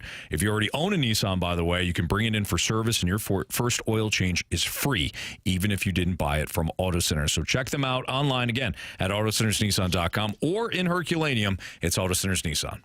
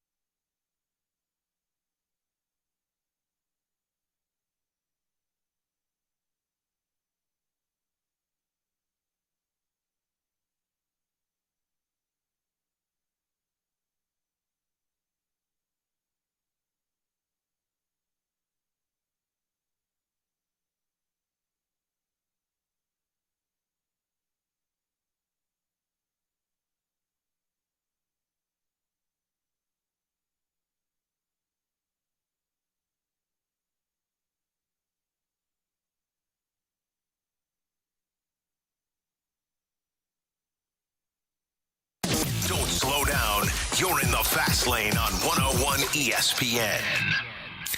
I have a question. It's time for the Fast Lane to answer your sports questions. I want to ask you a bunch of questions, and I want to have them answered immediately. Asking me all these weird questions. Answer the question. Answer the question. Answer me! Refreshed by Urban Chestnut. Urban Chestnut Swickle Light Premium Light Beer. Live your lifestyle, St. Louis. All right, it's Fast Lane on 101 ESPN. Maybe Carrie and I can share some stories down the road, but we're up against it. So, Jordan, go ahead and fire off. What is it, question 4? Question number 4. All right, guys, from the 636, who is the front runner to win the NFL MVP right now? I think right now it's Jonathan Taylor. Then it's Baker Mayfield. And I think some outside shots that are playing very well. Even though he got bottled up last night, Bijan Robinson. And I think you have to give serious consideration if they continue to win, and who knows. But Dak Prescott's been incredible. I like those answers. Jonathan Taylor, yes. Dak, yes. Baker, for sure. I agree with that. Bijan, I think you have to. I think your team has to be in contention for the playoffs or. Same with Dak. Correct. Like that's the same situation. What about Daniel Jones? I'd see on that team. I'd have to go with Do you Jonathan think they're going to Taylor. split votes if that were because Daniel Jones where is he at in pass? He's 5th in passing yards. He's only thrown 3 interceptions this year. He has 10 touchdown passes, which makes him tied for. Who did you say 15th. so far? I said Jonathan Taylor, Baker Mayfield, Dak, and Bijan Robinson, but those two have to play on winning teams. Yeah, let's not forget, guys, let's not forget Jared Goff. Goff has been His very numbers are fantastic. Mm-hmm. Yeah. And he seems to get overlooked a lot, maybe because he has a good team around him, I guess. But they got so much talent on their team. Yeah, that's probably why. A lot of guys have had talent around them and won the MVP. What about Matthew Stafford? That's another name. He's second. He balled out on 3rd in the league in passing Sunday morning in London. And he's leading the league in touchdowns thrown and only 2 interceptions. Yeah, he's been great. And they should be leading the division or tied with the 49ers. I think they're tied with the 49ers probably are one up on them, right? If they're tied because 49ers beat them. Either way, that NFC West is very competitive. The Cardinals are losing games, but they've been in almost every game. I think they've lost all of them by 1 possession. Yeah. They played the Packers very well yesterday. They played very well yesterday, yep. But I would say Jonathan Taylor right now. That'd be my vote. Question number 5. All right, guys, from the 618, how much of the Blues bounce back was the lineup shifts versus the system just working? I know some people will want Mayu to stay out now that the team has won with Kessel. Yeah, I don't think the lineup being changed made all that much of a difference because Monty throughout the game shuffled the lines anyways. You had various combinations out there that you hadn't seen before. At one point, Holloway was out there with Bukestad and Walker, and it's not that he got demoted. It's just that he was kind of just plugging in different players at different times. For me, it was just the system. It was playing the way that they finished last year, and that run that they had at the end of last year, that was no accident. They were the tightest checking team in the NHL. Teams were suffocated. I remember talking to players on other teams saying, every time we turn around, there's somebody on us. We don't have a second to breathe. And that's when they were winning games, turnover after turnover. And it just felt like the ice was tilted a lot. Saturday night started to look a lot more like that. Was it identical? No, but it was way better. And to me, it had very little to do with the line combinations and more to do with their dedication to playing the systems and paying attention to the proper details, especially playing defensively. So that's what I saw. I agree. I think it's definitely about the structure. I think we've talked about how this depth kind of came out of nowhere, and we've already seen it with Sonny being hurt, needing to use it. So plugging people throughout the lineup and making sure that the structure works, I think, is what made them win the game on Saturday. Well, and it looks like Sonny's going to be back on Thursday. Right. Oscar Sundqvist practicing in the white jersey today, so full practice for him. Toropchenko joined the team with a yellow jersey, means he's still injured for the time being. Sonny did play on the line with Bukestad and Walker. He was playing right wing, so could get that identity line back as soon as Thursday. Real quick, Anthony, do you know who's leading the odds to win the MVP? No. We didn't name him. Oh, okay. Let me think real quick. We didn't name him. Glaring omission? Jamar Chase? Okay, hold on here. Can I say it? Joe Flacco. Patrick Mahomes. Patrick Mahomes. Sorry. Yeah. Patrick. Oh, my homies. I thought about him. Josh Allen is second. That's crazy. That was our whole text line. Was I don't- Mahomes. Yeah. I'll go. I'll tell you what. I'll go with Jonathan Taylor, Yeah, he's not even. Baker Mayfield. Yeah. You know, this is a quarterback award. Okay. Anthony. The MVP is Offensive Player of the Year. Fine. Drake May. He's fourth. Did you see what he did yesterday? I did. That guy's a player. The ball didn't hit the ground until the third quarter. Like, he was almost perfect. Anthony, that guy's a player. I've been telling you for months now. Or hours. Either way.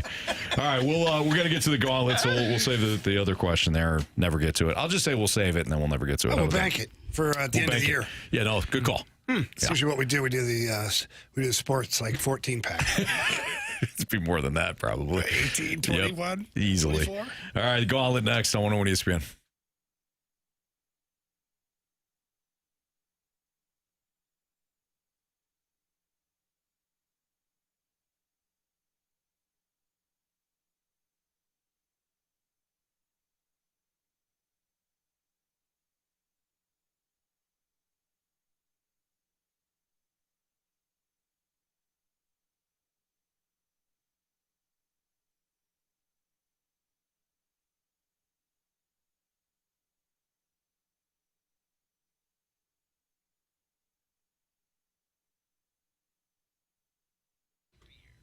Well, we're just under 2 hours away, and so kickoff for the Lions and Buccaneers. Have you gone on Underdog yet? Do you have an Underdog account? Check them out. You can get paid off for your football hunches.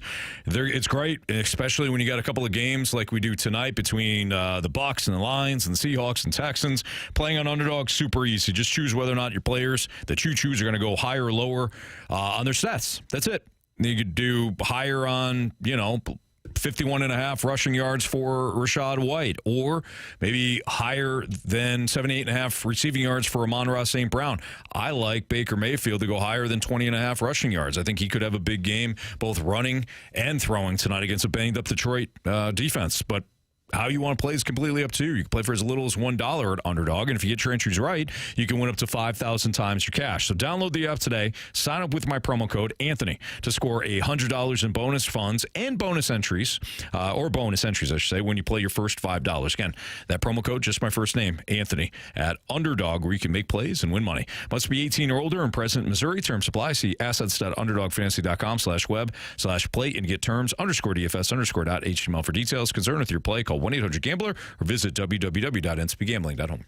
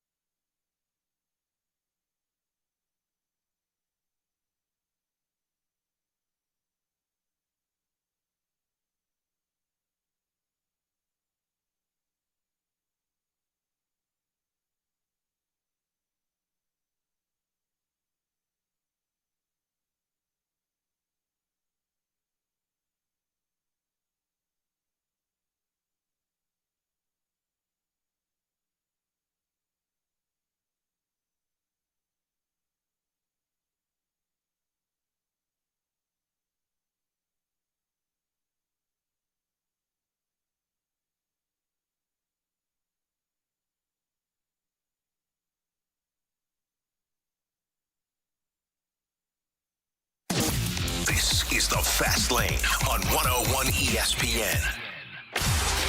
4 warriors, 4 categories, 1 challenger. Can you survive the Gauntlet? Brought to you by Blue Note Roofing. Roofing, siding, and gutters. Visit BlueNoteRoofingSTL.com for a free inspection. It's the Fast Lane on 101 ESPN. It's 4:05. Your time check brought to you by Clarkson Jewelers, an officially licensed Rolex jeweler with Kerry Davis and Jamie Rivers. I'm Anthony Stalter. And we welcome Jared into the Gauntlet. What's up, Jared?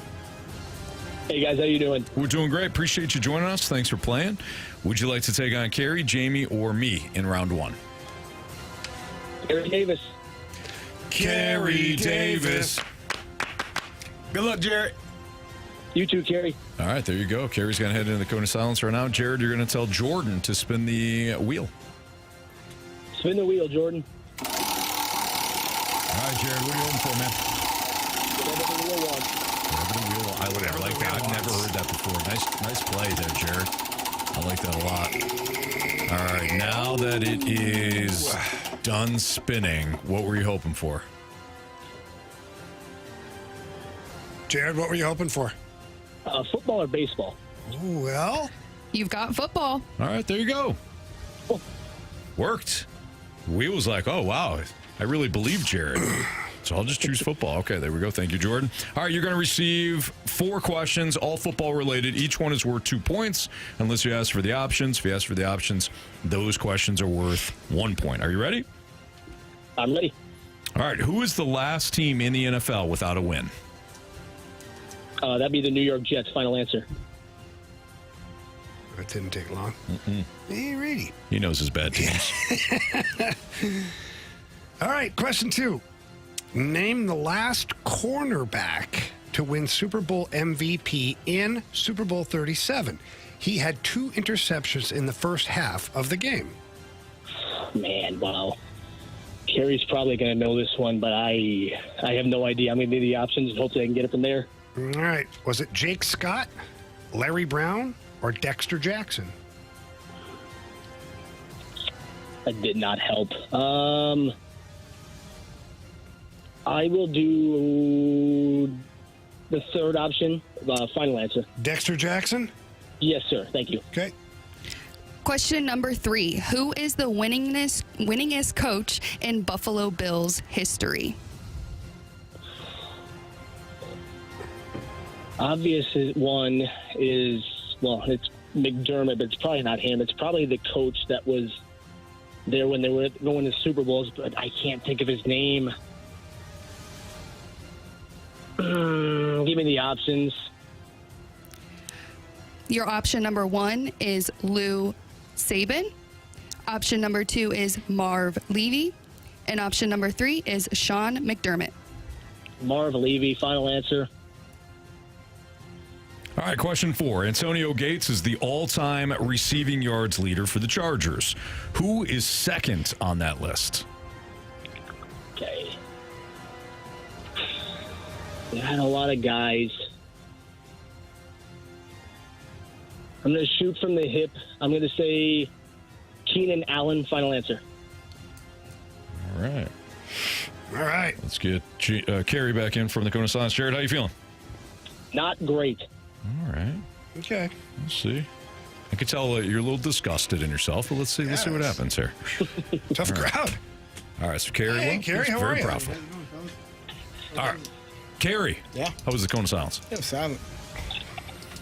Your category today is football. Oh, okay. Here we go. Ready to rock? Pack a lunch, buddy. Pack a lunch. Oh, Jordan also telling you. I'm in it. I'm here. Jordan's like, I want in on this lunch thing. I like that. All right, who is the last team in the NFL without a win? Oh, man. Oh. Is it a trick question? Last team in the NFL without a win? Who is the last team in the NFL without a win? The Jets haven't won yet. The Titans actually won a game. I was going to say Titans. I'm going to go with the New York Football Jets. Final answer. Kerry, can you please name the last cornerback to win Super Bowl MVP in Super Bowl 37? He had 2 interceptions in the first half. Should be, 37? Was it Dexter? What is because I know Larry Brown. My numbers are so 37 we were 43, so that would be 6 years earlier. That would be the Buccaneers, and it was Dexter. What the hell is that man's last name? I want to say Jackson, but I don't want to get it wrong, and it might not be Dexter, but I'll know it when I hear it because I do know, and I'm pretty sure. The Tampa Bay Buccaneers in 2002. We were 6 years. Okay. Oh, I'm gonna be so mad when I get these options because I know the name, but it was the Buccaneers. Options. Was it Jake Scott? No, hell no. Larry Brown? That was or Dexter Jackson. Damn it, man! Damn it! So which one was it? Dexter Jackson. Larry Brown? Larry Brown okay. That was years before. Gosh darn it. For your Pittsburgh Steelers. No, he was for, that was against the Pittsburgh Steelers. Oh, that's right. Yeah, Sorry. Come on, man. He's the Cowboys. Question number 3. Who is the winningest coach in Buffalo Bills history? Can't say that word. It got to be Levy. I mean, he went to 4 Super Bowls. If it's anybody other than Marv Levy, I wouldn't know. So, Marv Levy, final answer. Final question. Antonio Gates is the all-time receiving yards leader for the Chargers. Who is second on that list? Kellen Winslow is on there. I feel like I'm going to need the options on this as well. But it ain't that many. For the Chargers? Oh, snap. I'm going way back. It got to be Keenan Allen. Can you read that one more time, please? Antonio Gates is the all-time receiving yards leader for the Chargers. Who is second on that list? I mean, it got to be Keenan Allen. He's been there forever. It's either him or Winslow, and I ain't going to guess Winslow. I'll go with old Keenan. Chargers, not San Diego, not L.A. You just said Chargers, correct? Okay. Chargers, Gary. Give me Keenan Allen, final answer. Man, I'm mad about the Dexter Jackson one. I'm pissed. No. Hopefully it doesn't cost him. Yeah. Okay, let's go over these. Who is the last team in the NFL without a win? Jared said the Jets. Kerry said the Jets. Correct answer is... Well, it is the New York Jets. It is the New York Jets. We're all tied up 2-2 because neither of you needed the options on that one.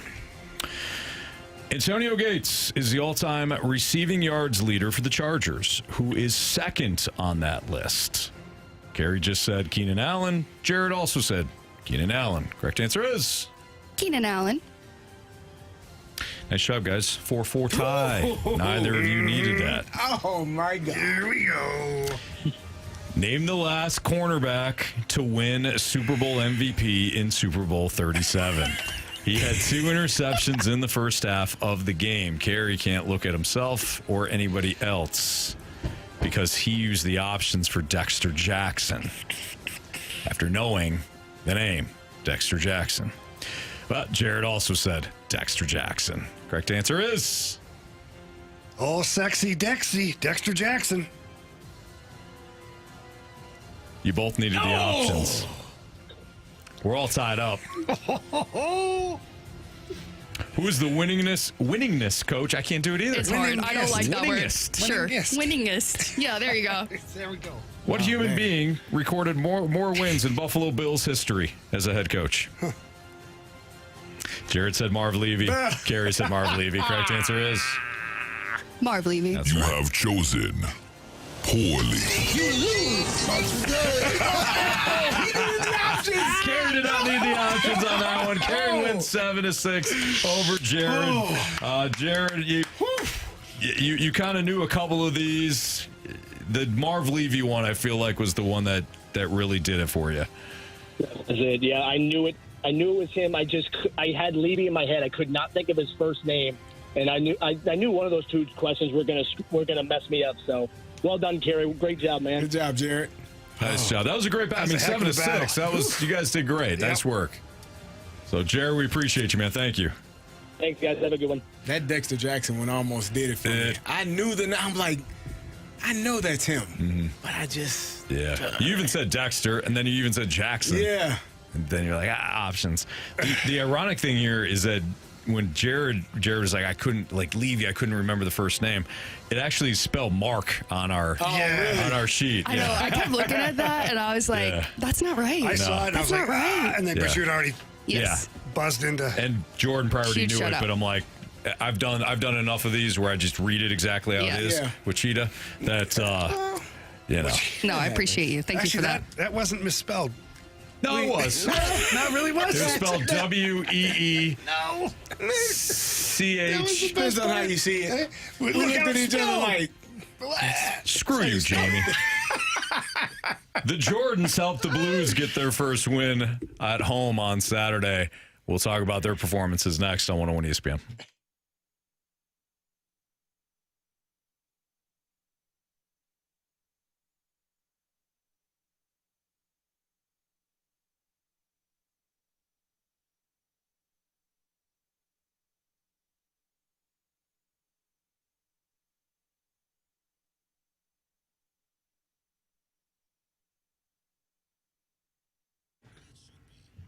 Hey, it's Kerry Davis, and if you are in the market for a new vehicle, look no further than my good friends over at Genesis of St. Charles. They are the #1 Genesis dealer in Missouri for 2025, and Genesis of St. Charles is your trusted Genesis dealer, and it is spooky season. Shop wickedly wonderful offers all month long. This month only, get 0% APR for up to 60 months on all new Genesis models in stock, and trust me, they have some beautiful cars in stock. You need to go over there and check it out. This offer absolutely ends October 31st. If you want to trade, they're offering more for your pre-owned vehicles than ever before. Every purchase comes with 3 years of complimentary Genesis service valet. That means you must be within 125 miles. That means complimentary vehicle pickup and delivery, plus a loaner vehicle at no additional cost. Schedule it online easily or call them at 636-265-5215. If you're in the market for something new, let Genesis of St. Charles introduce you to the sweet life of benefits. Check them out today online at genesisofstcharles.com.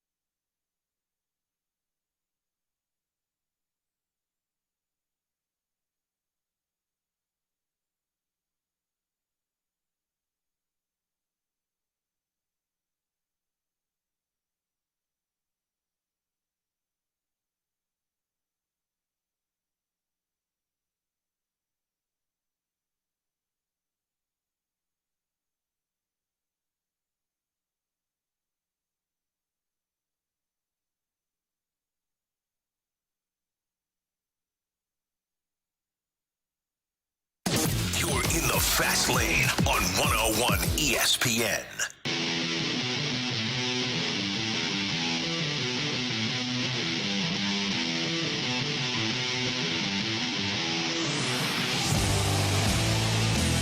We talked earlier today about the Blues picking up their first home win over the Stars over the weekend. We talked about the defensive structure for the Blues and just the overall great goaltending by Jordan Binnington. But he wasn't the only Jordan that put on a show.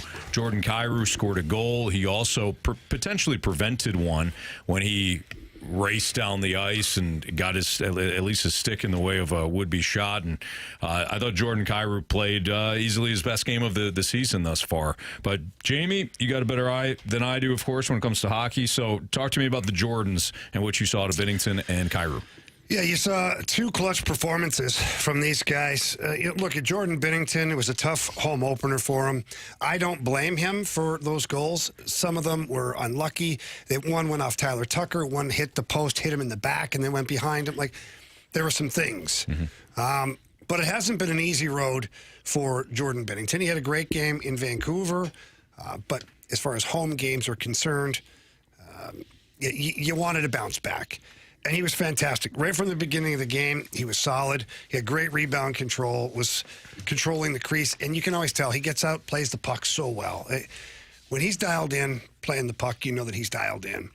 And so it was great to see Jordan Binnington pull off a really big game. You know, he wasn't overly tested. That goes back to the defensive structure of the Blues and their commitment to playing defensive hockey. Still only 19 shots on goal. The one that beat him was a redirect in from a skate from Rantanen that nobody was getting that goal. Maybe a little better defense on that play would have helped out, but nonetheless, it is what it is. But there were a couple of times throughout the game where he was called upon. There was a breakaway for Robertson that he stood tall in the net for. A couple of point blank shots for him that he had to come up with. One was a big glove save that I remember. I forget who it was on, what player, but without those saves, the Blues maybe don't win the game. So the flip side of that, though, is you get great goaltending, you need some offense. And the offense came from a number of people, but one in particular, Jordan Kyrou, but the offense came from defense. And how long have we been talking about this? As long as you've been on the air. I keep saying, the harder defense you play, the quicker you get back to being on offense and go score goals. Well, that situation played itself out perfectly on Saturday night. Jordan Kyrou had a great back check. They'll call it a reload. That's the new fancy word for it. He had a good reload and a good stick on them. It was a back check with a good defensive play. And that led to the goal, so much so that Steve Ott post-game, right here on 101 ESPN, commented on that play and just Jordan Kyrou overall throughout the game. And here's what Steve Ott said. He was buzzing. He likes that term, buzzing. He was electric out there making plays, but also, you know what, on the goal in general, his reload defensively that ended up coming back, then getting the puck going north with it. Obviously having that cycle play with Schenner to cap it all off, but without that defense, you get no offense, and it was a great example of it. And he's been rewarded for that this year. Like Jordan Kyrou, we talked the first couple of games, in particular, in Calgary and in Vancouver, block shots. Jordan Kyrou's on the ice with a 6-on-5 against, and he blocks a shot, and the bench goes crazy. And then in Vancouver, early in the first period, he blocks a shot again, and the bench goes crazy.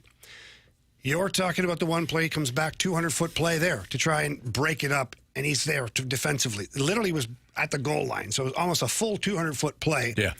And on this particular play, he gets back, breaks up the play. But then something Jordan Kyrou may have done in years past is just try a high-risk play or throw it at the net. He didn't. He entered the zone. He curls up the wall, buying time for his teammates to join him on the rush. Then he cycles it back down to Braden Shen. And then instead of just lingering up high, he searches out a quiet area on the ice where it's wide open. Braden Shen finds him, and then he walks in and buries the puck. Like, the whole sequence was, in my opinion, what you want Jordan Kyrou to be. Now, not every game is he going to be this defensive stalwart for you. It's just not going to be there because he's naturally gifted offensively and he naturally wants to cheat on the offensive side. Doesn't matter how good defensively you are as a forward. If you're a goal scorer, you're always looking to go get those cookies. But the more often that you can have a player thinking about defense first, the better his all-around game is. And so the two Jordans on Saturday, for me, their combined play was a huge reason the Blues had success. Question. Please do, Kerry. So that goal that Rantanen scored, Any concern with him kind of moseying his way through the teeth of the defense and it's not ideal. Yeah. You'd like to have somebody fronting guys. him on that play. Somebody should put a body on him. Put a puck on him. Put a stick on the puck. The flip side of that is Mikko Rantanen is one of the top 5 players in the NHL. So it's not that easy. It's not as easy as you would think. However, it should be priority number 1. Was it played perfectly? No, obviously not. It ended up in the back of your net. Right. Was it played poorly? I don't think it was poor. I just think it wasn't. So what ideally, because he kind of split between Robert Thomas and Holloway, and then Fowler and Parayko, kind of like right in the middle of those 4. Whose responsibility is it to go attack him to get the puck off his stick? Ultimately, what you'd like to do is your forwards need to, we call it slowing him down. Right? You take an angle, and you're not really trying to just stop him. You're trying to push him to an area of the ice that he doesn't like. You want to skate him into bad ice. Gotcha. The problem is that he's so big, fast, and talented that sometimes when you're trying to angle or push him to that bad ice, he beats you to the good ice. Angle. Okay. And that's a misstep defensively. It is. And then once he beats you to the good ice, it's a breakdown. So now you've got, like, everybody's panicking to collapse on this guy because he's the most dangerous player on the ice. He's in the middle of the ice. He's one of the best players in the league. Right. And he has the puck. Right. So you collapse a little bit towards him. He moves the puck. Panic part number 2 now happens because now somebody else has the puck in a dangerous area. So now you have to reload and reattack this player. And then when it happened, they didn't get control of Rantanen and it was continuing to the net. And that's how the puck comes back and goes off his skate. So defensively, a misplay for sure, but not as easy as it looks like to be on the surface of things. That's Jamie Rivers, Kerry Davis. I'm Anthony Stalter. It's Fast Lane on 101 ESPN. Blues and Kings pregame tomorrow, 6 o'clock. Puck drop at 7 o'clock. You can listen to it all right here on the Blues Radio Network, 101 ESPN. We got Bet the Board next, and maybe we'll share some other NFL observations from this past weekend here on 101 ESPN.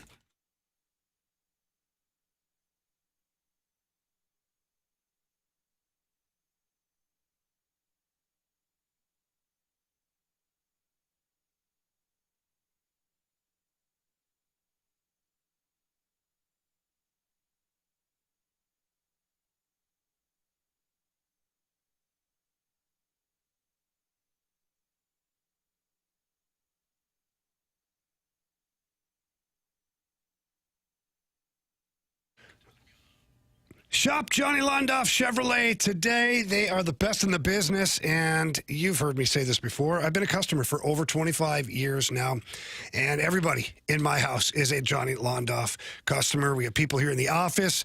We got Cindy, our friend Cindy, headed over to Johnny Londoff tomorrow to purchase a brand new vehicle.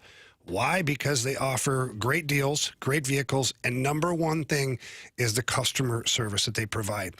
Hands down, the best customer service in the St. Louis area. Buying a vehicle is fun again. It's fun again to go to Londoff Chevrolet and purchase, whether it's a brand new vehicle or a pre-owned vehicle. You love the experience. No stress, no haggling, none of that. Because Londoff Chevrolet, one, they want to give you the best price. And then they want to give you the most money possible for your trade-in, if that's what the path that you're choosing. And then they want to make sure that you understand your vehicle and that you leave happy. That is awesome. And that's why I choose Johnny Londoff Chevrolet, whether it's the original location in Florissant, Missouri, or the brand new location out in St. Peters off of Highway 70, the Londoff Autoplex. Please visit either location. Tell them Jamie Rivers sent you. If you can't get there in person, get there online. Visit Londoff.com or LondoffAutoplex.com. Are you kidding me?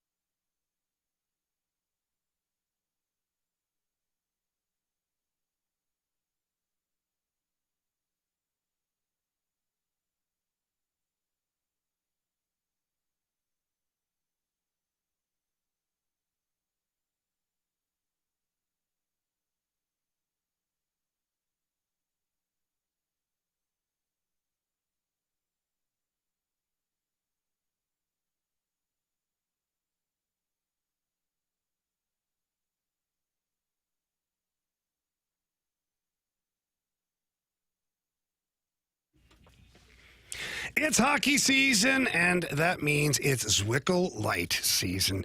Zwickle Light is a product of Urban Chestnut Brewing Company, and it is awesome. It is the unofficial beer of St. Louis hockey. It's an elevated light beer that is brewed here in St. Louis by St. Louisans. It's awesome. It's crisp, clean, refreshing. I love it in a nice frosty mug. You get those little Zwickle Light ice chips is what I call them. So good. Only 95 calories as well, 3.7 carbs. It's just an amazing beer. It's an all-occasion beer, too. Birthday parties, family get-together, just dinner, your after-work beer, whatever it is, Zwickle Light is awesome. And Urban Chestnut, too. So many great things going on over there. Every Saturday, they've got brewery visits. Get in there, check it out, get a tour of what's going on over there. See how they're making this Zwickle Light. Also, don't miss out. On October 23rd, they've got a trivia night coming up, too. That'll be at the Midtown Beer Garden over there with Urban Chestnut. So, again, please check out your local stores and buy your Zwickle Light today. You will love me for it. Check out urbanchestnut.com as well for anything else that you're looking for. Live your lifestyle, St. Louis.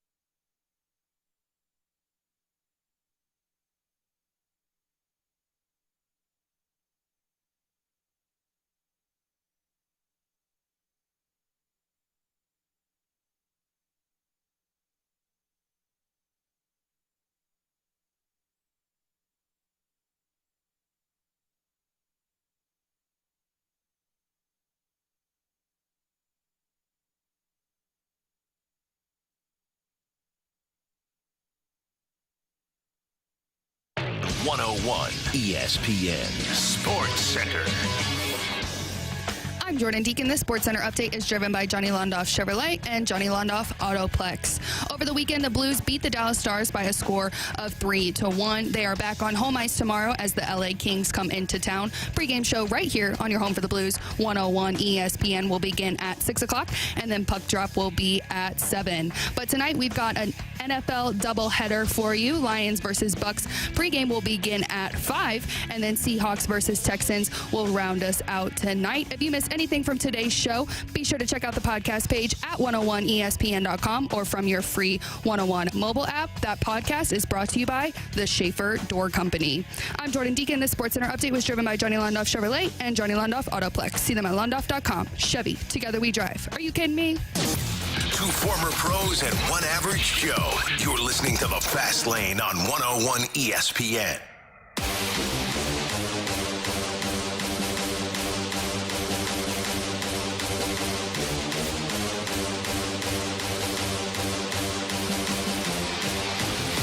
Time to bet the board here in the Fast Lane on 101 ESPN. Jordan, do you have the updated standings? I do. All right. So let me scroll. Here we are. From Friday, everybody hit but Jamie. So sorry, Jamie. Yeah, thanks a lot, Jordan. Anthony has 7 wins this month, Jamie with 8, Carrie with 10, and Marsh with 8. How'd you get 10? Just stacking That's wins, a lie. man. It's a lie. Wow. Just stacking wins. He's red hot something right weird. now. Just stacking them, you know? I triple checked. I counted multiple times, friends. We're not blaming you. Yeah. Just stacking wins. You know what I mean? Carrie somehow hacked into the computer. You got to do what you got to do. He carries his own computer around. You ain't cheating, you ain't trying. Give me Cal Raleigh, 1.5 hits runs. No chance. RBIs. All right. Guy's going 0 for go for tonight. Blue Jays are shoving. Probably not, but dang. Probably gonna hit. All right, Jamie. Give me the over in the first period of the Carolina Hurricanes Vegas Golden Knights. It is at 1.5 goals at -135. All right. So speaking of cheating, Andrew Marsh is trying to cheat. I don't like what he's doing. I don't think we make this bet for him. So, well, we can't. No, you have to. That's what he asked. No, you don't have to. No. Seahawks money line. That's what he wants. It's -166. If the Seahawks win, we lose the pick'em challenge. Right. Well, hold on. If the Seahawks money line is 166, then he can't possibly have that. No. Can he? Nope. I don't know if that's going to be. Oh, it just jumped to 180. Oh no! Wow. Well, that's tough. It is 180. It really is. I don't. Now it's down to 175. 175. Don't think it's going to get to -150 in the next couple of minutes. So I think you know what? I think he bets where his heart is on this one. Pick the Texans. Do you? Because I was thinking the English Premier League or something like that was. Go ahead. No. Do we have a prop bet? Can't do it. How about this? We'll do this. We'll give young Andrew a chance here because he did text in his pick. You guys are great. Anthony's soft. So sweet. It's very soft. Soft like baby poop. Okay. Give him the Seattle I Mariners thought it was on the money sweet. line. Go ahead. Sweet or soft? You No, pick your. don't give him Both that. start with an S. That was So. your problem. No, Carrie, go ahead. You pick for him. No. Anthony. Carrie just picked a ringer. An easy bet. Why don't you pick one like you did for me? You son Trying of to a... find it. Normally I have more time. Unbelievable. I'll go. Now. Jordan will go, and then Carrie. Yeah, you can, guys. All right. Go ahead. I'm going to take the Bucks to work. +6. Working. I was originally thinking the Lions could roll here, but not with me, Jamie, Carrie, and Jordan playing in their secondary tonight. So give me the Bucks +6. I think it's too many points. We can cover. Hell, man. I am going to go hockey along with Jamie. Shocking. I am going to say Sabres and Canadians under 6.5 goals. Okay. A little lower scoring. Yeah. Carrie? It's nothing. We've got some here we go. some tennis in Tokyo. Yep, I got some tennis. There you go. The WTA in Tokyo. Guangzhou. Yep, that. Tokyo. No, you're not in Tokyo? I'm in a different country. I don't even know how to pronounce you're it. in Gangzhou. Gangzhou. That's where we are. And we're going to go with Katarzyna Kawa. Oh, no, that's tomorrow. Oh, no, it's at 1 a.m. So, yeah, we're going to go with Katarzyna Kawa at +500. Yeah. He believes in Katarzyna. He texted me. Give me Sorry, Kawa. Marsh. Okay. Katarzyna Kawa. The Kawa Army, some call Yeah, it. that's what I've heard. You know. Yep. Are you going to remember that? Nope. You better write that down. You better write that down, Carrie. Write it down. You write it down. Don't make poor Jordan do it. What Jamie's is it? writing it down. WTA. WTF. Pretty much right here. The Guangzhou. Guangzhou. And then we're going to go with the Guangzhou. Katarzyna Kawa. Oh my God. On the money line. Kawa. Yeah. And it's a +500, right? Yeah, +500. Yeah, but she's doing pretty good. Yeah, She Marcy. had a good warm-up. You talked about the Kawa Army and how well she and her group get after it. And you know, Marshy, he's a super fan. Yeah, So no, he is. He's got Kawa Army He's always t-shirts. he's always up late. At 1 a.m. Yeah. He'll be watching. He'll be watching this one. That's why he said He'll it. just be waking up. Yeah. He'll be on that couch. Yeah, The he'll be couch, rolling. he's going to bless it first Yeah. before the Kawa Army gets rolling. Sad news out of the world of the NFL.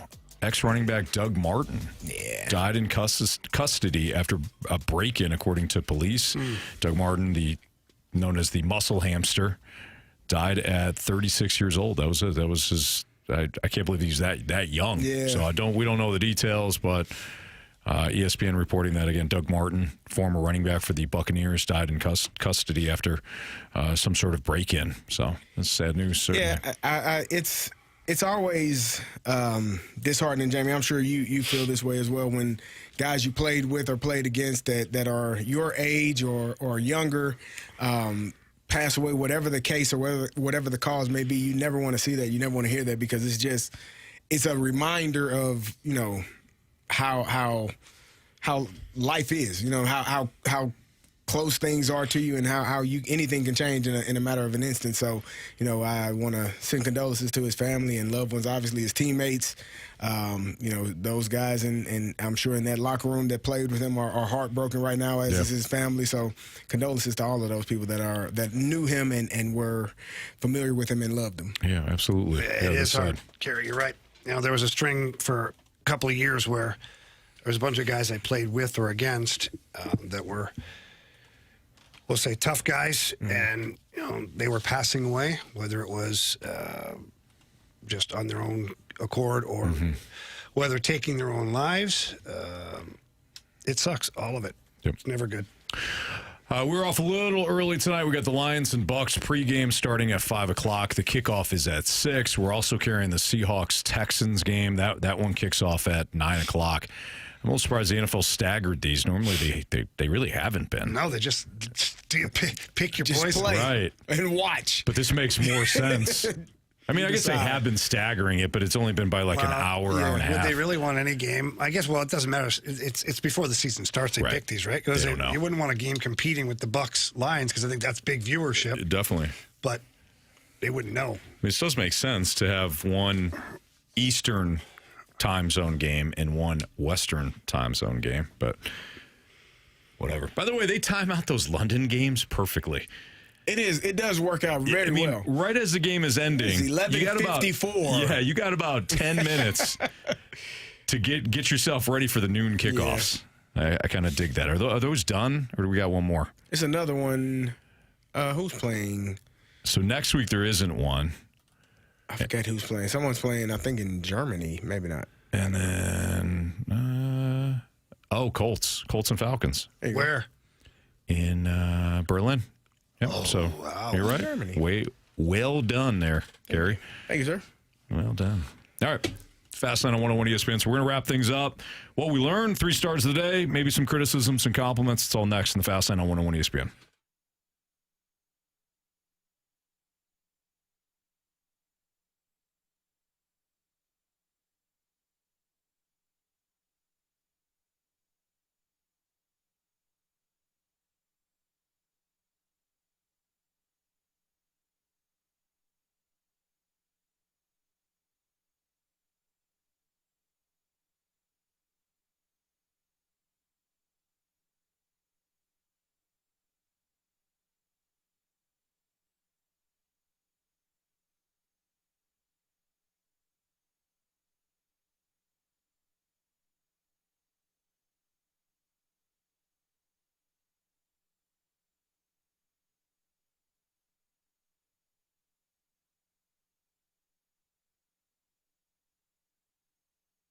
Jamie, when it comes to our guy, Stewie, he does a phenomenal job. It doesn't really matter if you're searching for your first home, your dream home, refi, maybe you got some debt that has piled up and you want to do something about it and you want to do it in a smart way.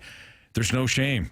Call Stewie. He'll figure out a way to make the payments. Actually, let's just start with the process. He'll figure out a way to make sure the process is incredibly easy. I know, Jamie, you experienced that when you bought your home. Yeah, it really was the easiest process ever for me. Stewie he held my hand the entire way, and I've bought and sold a lot of homes in my playing days.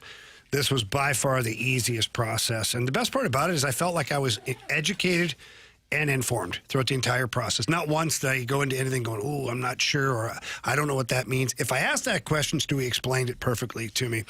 So again, whatever it is you're looking to do, if it's purchase a new home, refinance, or just consolidate debt that you've got that's been lingering for a long time, give our guy Stewie a call. His number's 314-324-4440. Again, that number is 314-324-4440. If you can't remember that number, what can you do? You can always Google the Bagel Loan.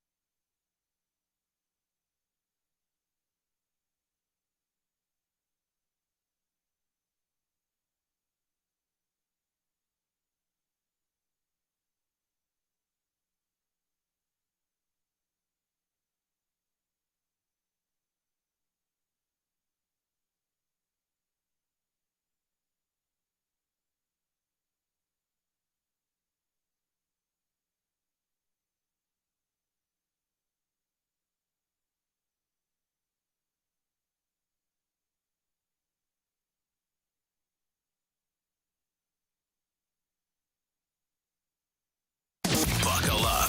This is the Fast Lane on 101 ESPN.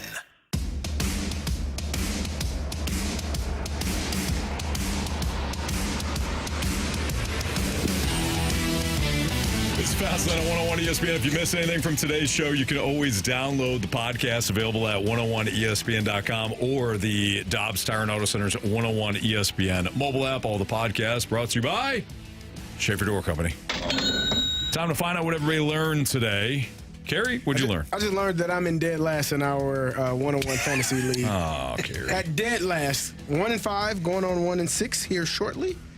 And Doug Vaughn is the leader of the pack, 6-0. Jeez. Oh, Dougie. Oh, Dougie. Jamie, what'd you learn? I learned that no matter what, Kerry just wants to continue to ruin baseball. He's going to keep cheering for those Dodgers. Yeah, I learned that Kerry's going to be insufferable throughout the World Series. Best team in ball, man. You don't like winning. Something wrong with you. you. Mama's Blue Jays put a beating on them. Yeah. Or my Mariners. Tonight, if they win. Or my Mariners. Or my Mariners. Been rooting for them since the start of the playoffs. Been rooting for them for weeks, man. Come on, man. Jordan Deacon did a great job filling in you. for Andrew Marsh. Jordan, what'd you learn? I learned I'm used to these shorter shows, working BK and Ferrario, but having not an extra hour in here, time freaking flies. Like, I had so much fun with you guys, but yeah, that last hour just not being here makes it go by so much faster. It certainly does. I came in and Jordan was showing me the rundown, and I'm like, do I tell her that she doesn't have the last hour, or when do I? And then like, hey girl, I realized, get your life together. Yeah, no kidding. I was throwing stuff at her, and I'm like, audio this and grab that, no doubt what I've done. She's like, she pulls it. She will only have till 5 tonight. I'm like, oh. Like, how do we fit all of it in? I'm like, no, all right, we're good. Okay, fake it. Save it. Yeah. Nice job, Jordan. We appreciate you. Do you want to go to your 3 stars, or you want to do criticisms and compliments? Up to you. Dealer's choice. There's been some nice compliments in there in the snake pit on the 101 ESPN STL chat. Lots of nice things about me. I saw those. Absolutely. Well deserved. Absolutely. Yeah. You had a bunch. If I can scroll through, let's see here. You guys stink. Oh, that's us. Yeah. That was definitely us. Yep. Of course. Yes. Well, I got a lot of. More Jordan. I got a lot of hate today. You guys stink. We want more Jordan. Yeah. I don't blame you. Thanks, Chris. I know a couple of people were saying to pay you more. Oh, goodness. That's not our job. However, not your responsibility. I will. Jamie can fix it. I Jamie sign off. He takes care of everything. I will shameful plug really fast. I do post game day previews and reaction videos for the Blues on the 101 ESPN socials. So if you want more of Jordan, that's definitely where you can get it. Nice. Well done. Way to sell your pregame is called First Community Credit Union Game Day Preview. Yeah. Has the triple deke in there. The triple deke. That's 3 things that you should know about Blues Game Day. Love it. Love it. JC just did a great job, Jordan. Thank you, everybody. Jordan is great, says Master Sinwick. Totally, it's a girls' rule. That's right. So well done. Well done. Thank you. All right. Let's hit those 3 stars. It's time for the Fast Lane's 3 stars of the day. Presented by Circus Sports Illinois. Sports betting the way it should be. All right, guys. The 3rd star that I'm giving away today is going to go to Jared from the Gauntlet. Yeah. He was a very tough contestant. Gave Carrie a good run. He did. Jared did his thing. Number 2 star I'm picking is the 101 text line and the Snake Pit for all of their nice compliments. Wow, look at that. So nice. And then the number 1 star I'm giving out to you guys today because you just made me really happy. It was a great Monday, and I love being here. All So right. You're sweet. Thank you. hot for you guys. Thank you. Nice job. Wow. Not often we get that. We're going out of here. I don't know what to do. I feel like usually leaves here hating us. Yeah. Oh, no. I'm all love, all kindness. Yes. Kindness is free. Yell Like, there's so many bad things out there in the world. Just be kind. That's right. Absolutely. Very true, Carrie. Yes. What did I do? See, What? See, there we go. happens. No, I was just helping him. So I have to help me. I was helping. Help you. I was helping a neighbor yesterday, Carol and Ron. How many very tools did you sweet. steal? Very sweet. What? I didn't steal any tools. I was helping them. Not this time. But after I was done, I was walking out, and Ron looks at me and goes, "Hey, you and Jamie really get after each other, huh?" I'm like, "Yeah." Yes, we do. Sure do. But they listen a lot, and there was one time we got off on a tangent, believe it or not. We got off the road, and we were talking about we got talking about moon pies. Remember moon pies? Oh, yeah. The marshmallow. Those are so good. Dude, I was like raving about it, right? Yeah. So after I was helping them out, Ron and Carol came back up the street with moon pies for Where'd you them. get them? They got them from, I don't know if it was Cracker Barrel or something, but no, I'm not going to bring them in. Hell no, he's not bringing them in. They're all for him. Yeah. Ron we were all and talking Carol. about moon pies. Ron and Carol didn't give them for us. We don't know that. Well, Anthony knows that. No, he won't tell us. Come on. They might have told him, "Hey, this is for the crew." And he's like, yeah. Fast Lane He knows hammered him guys. down himself. I can Yes, see that. that's exactly what I did. Chocolate all over his face. I have to. marshmallows, Killian, nose if it's in the hairs. house, Killian's going to eat it. If it's sugar, Killian's going to eat it. I can't. I gotta eat it when I can. Oh, yeah, sure. I'm in the pantry like I'm in prison. Yeah, you get it. You have kids. I do. Oh man, They're young ones. Like the older ones are worse. I believe They are. that. Anything You can't that's leave left food over left in the, around. like, Forget it. Ashley and I, there's so many times we get ready, like we do the meal prep or whatever. We go to the fridge at like 2 crush it. a.m. It's gone. Yeah. Gone. Awful. Like the whole week's worth is gone.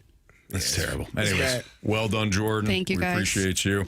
All right, Bucks and Lions pregame coming up in 5 minutes or so. For Andrew Marsh, we'll be back tomorrow. For Jordan Deacon, Kerry Davis, and Jamie Rivers. I'm Anthony Staltz. Appreciate you guys. See you.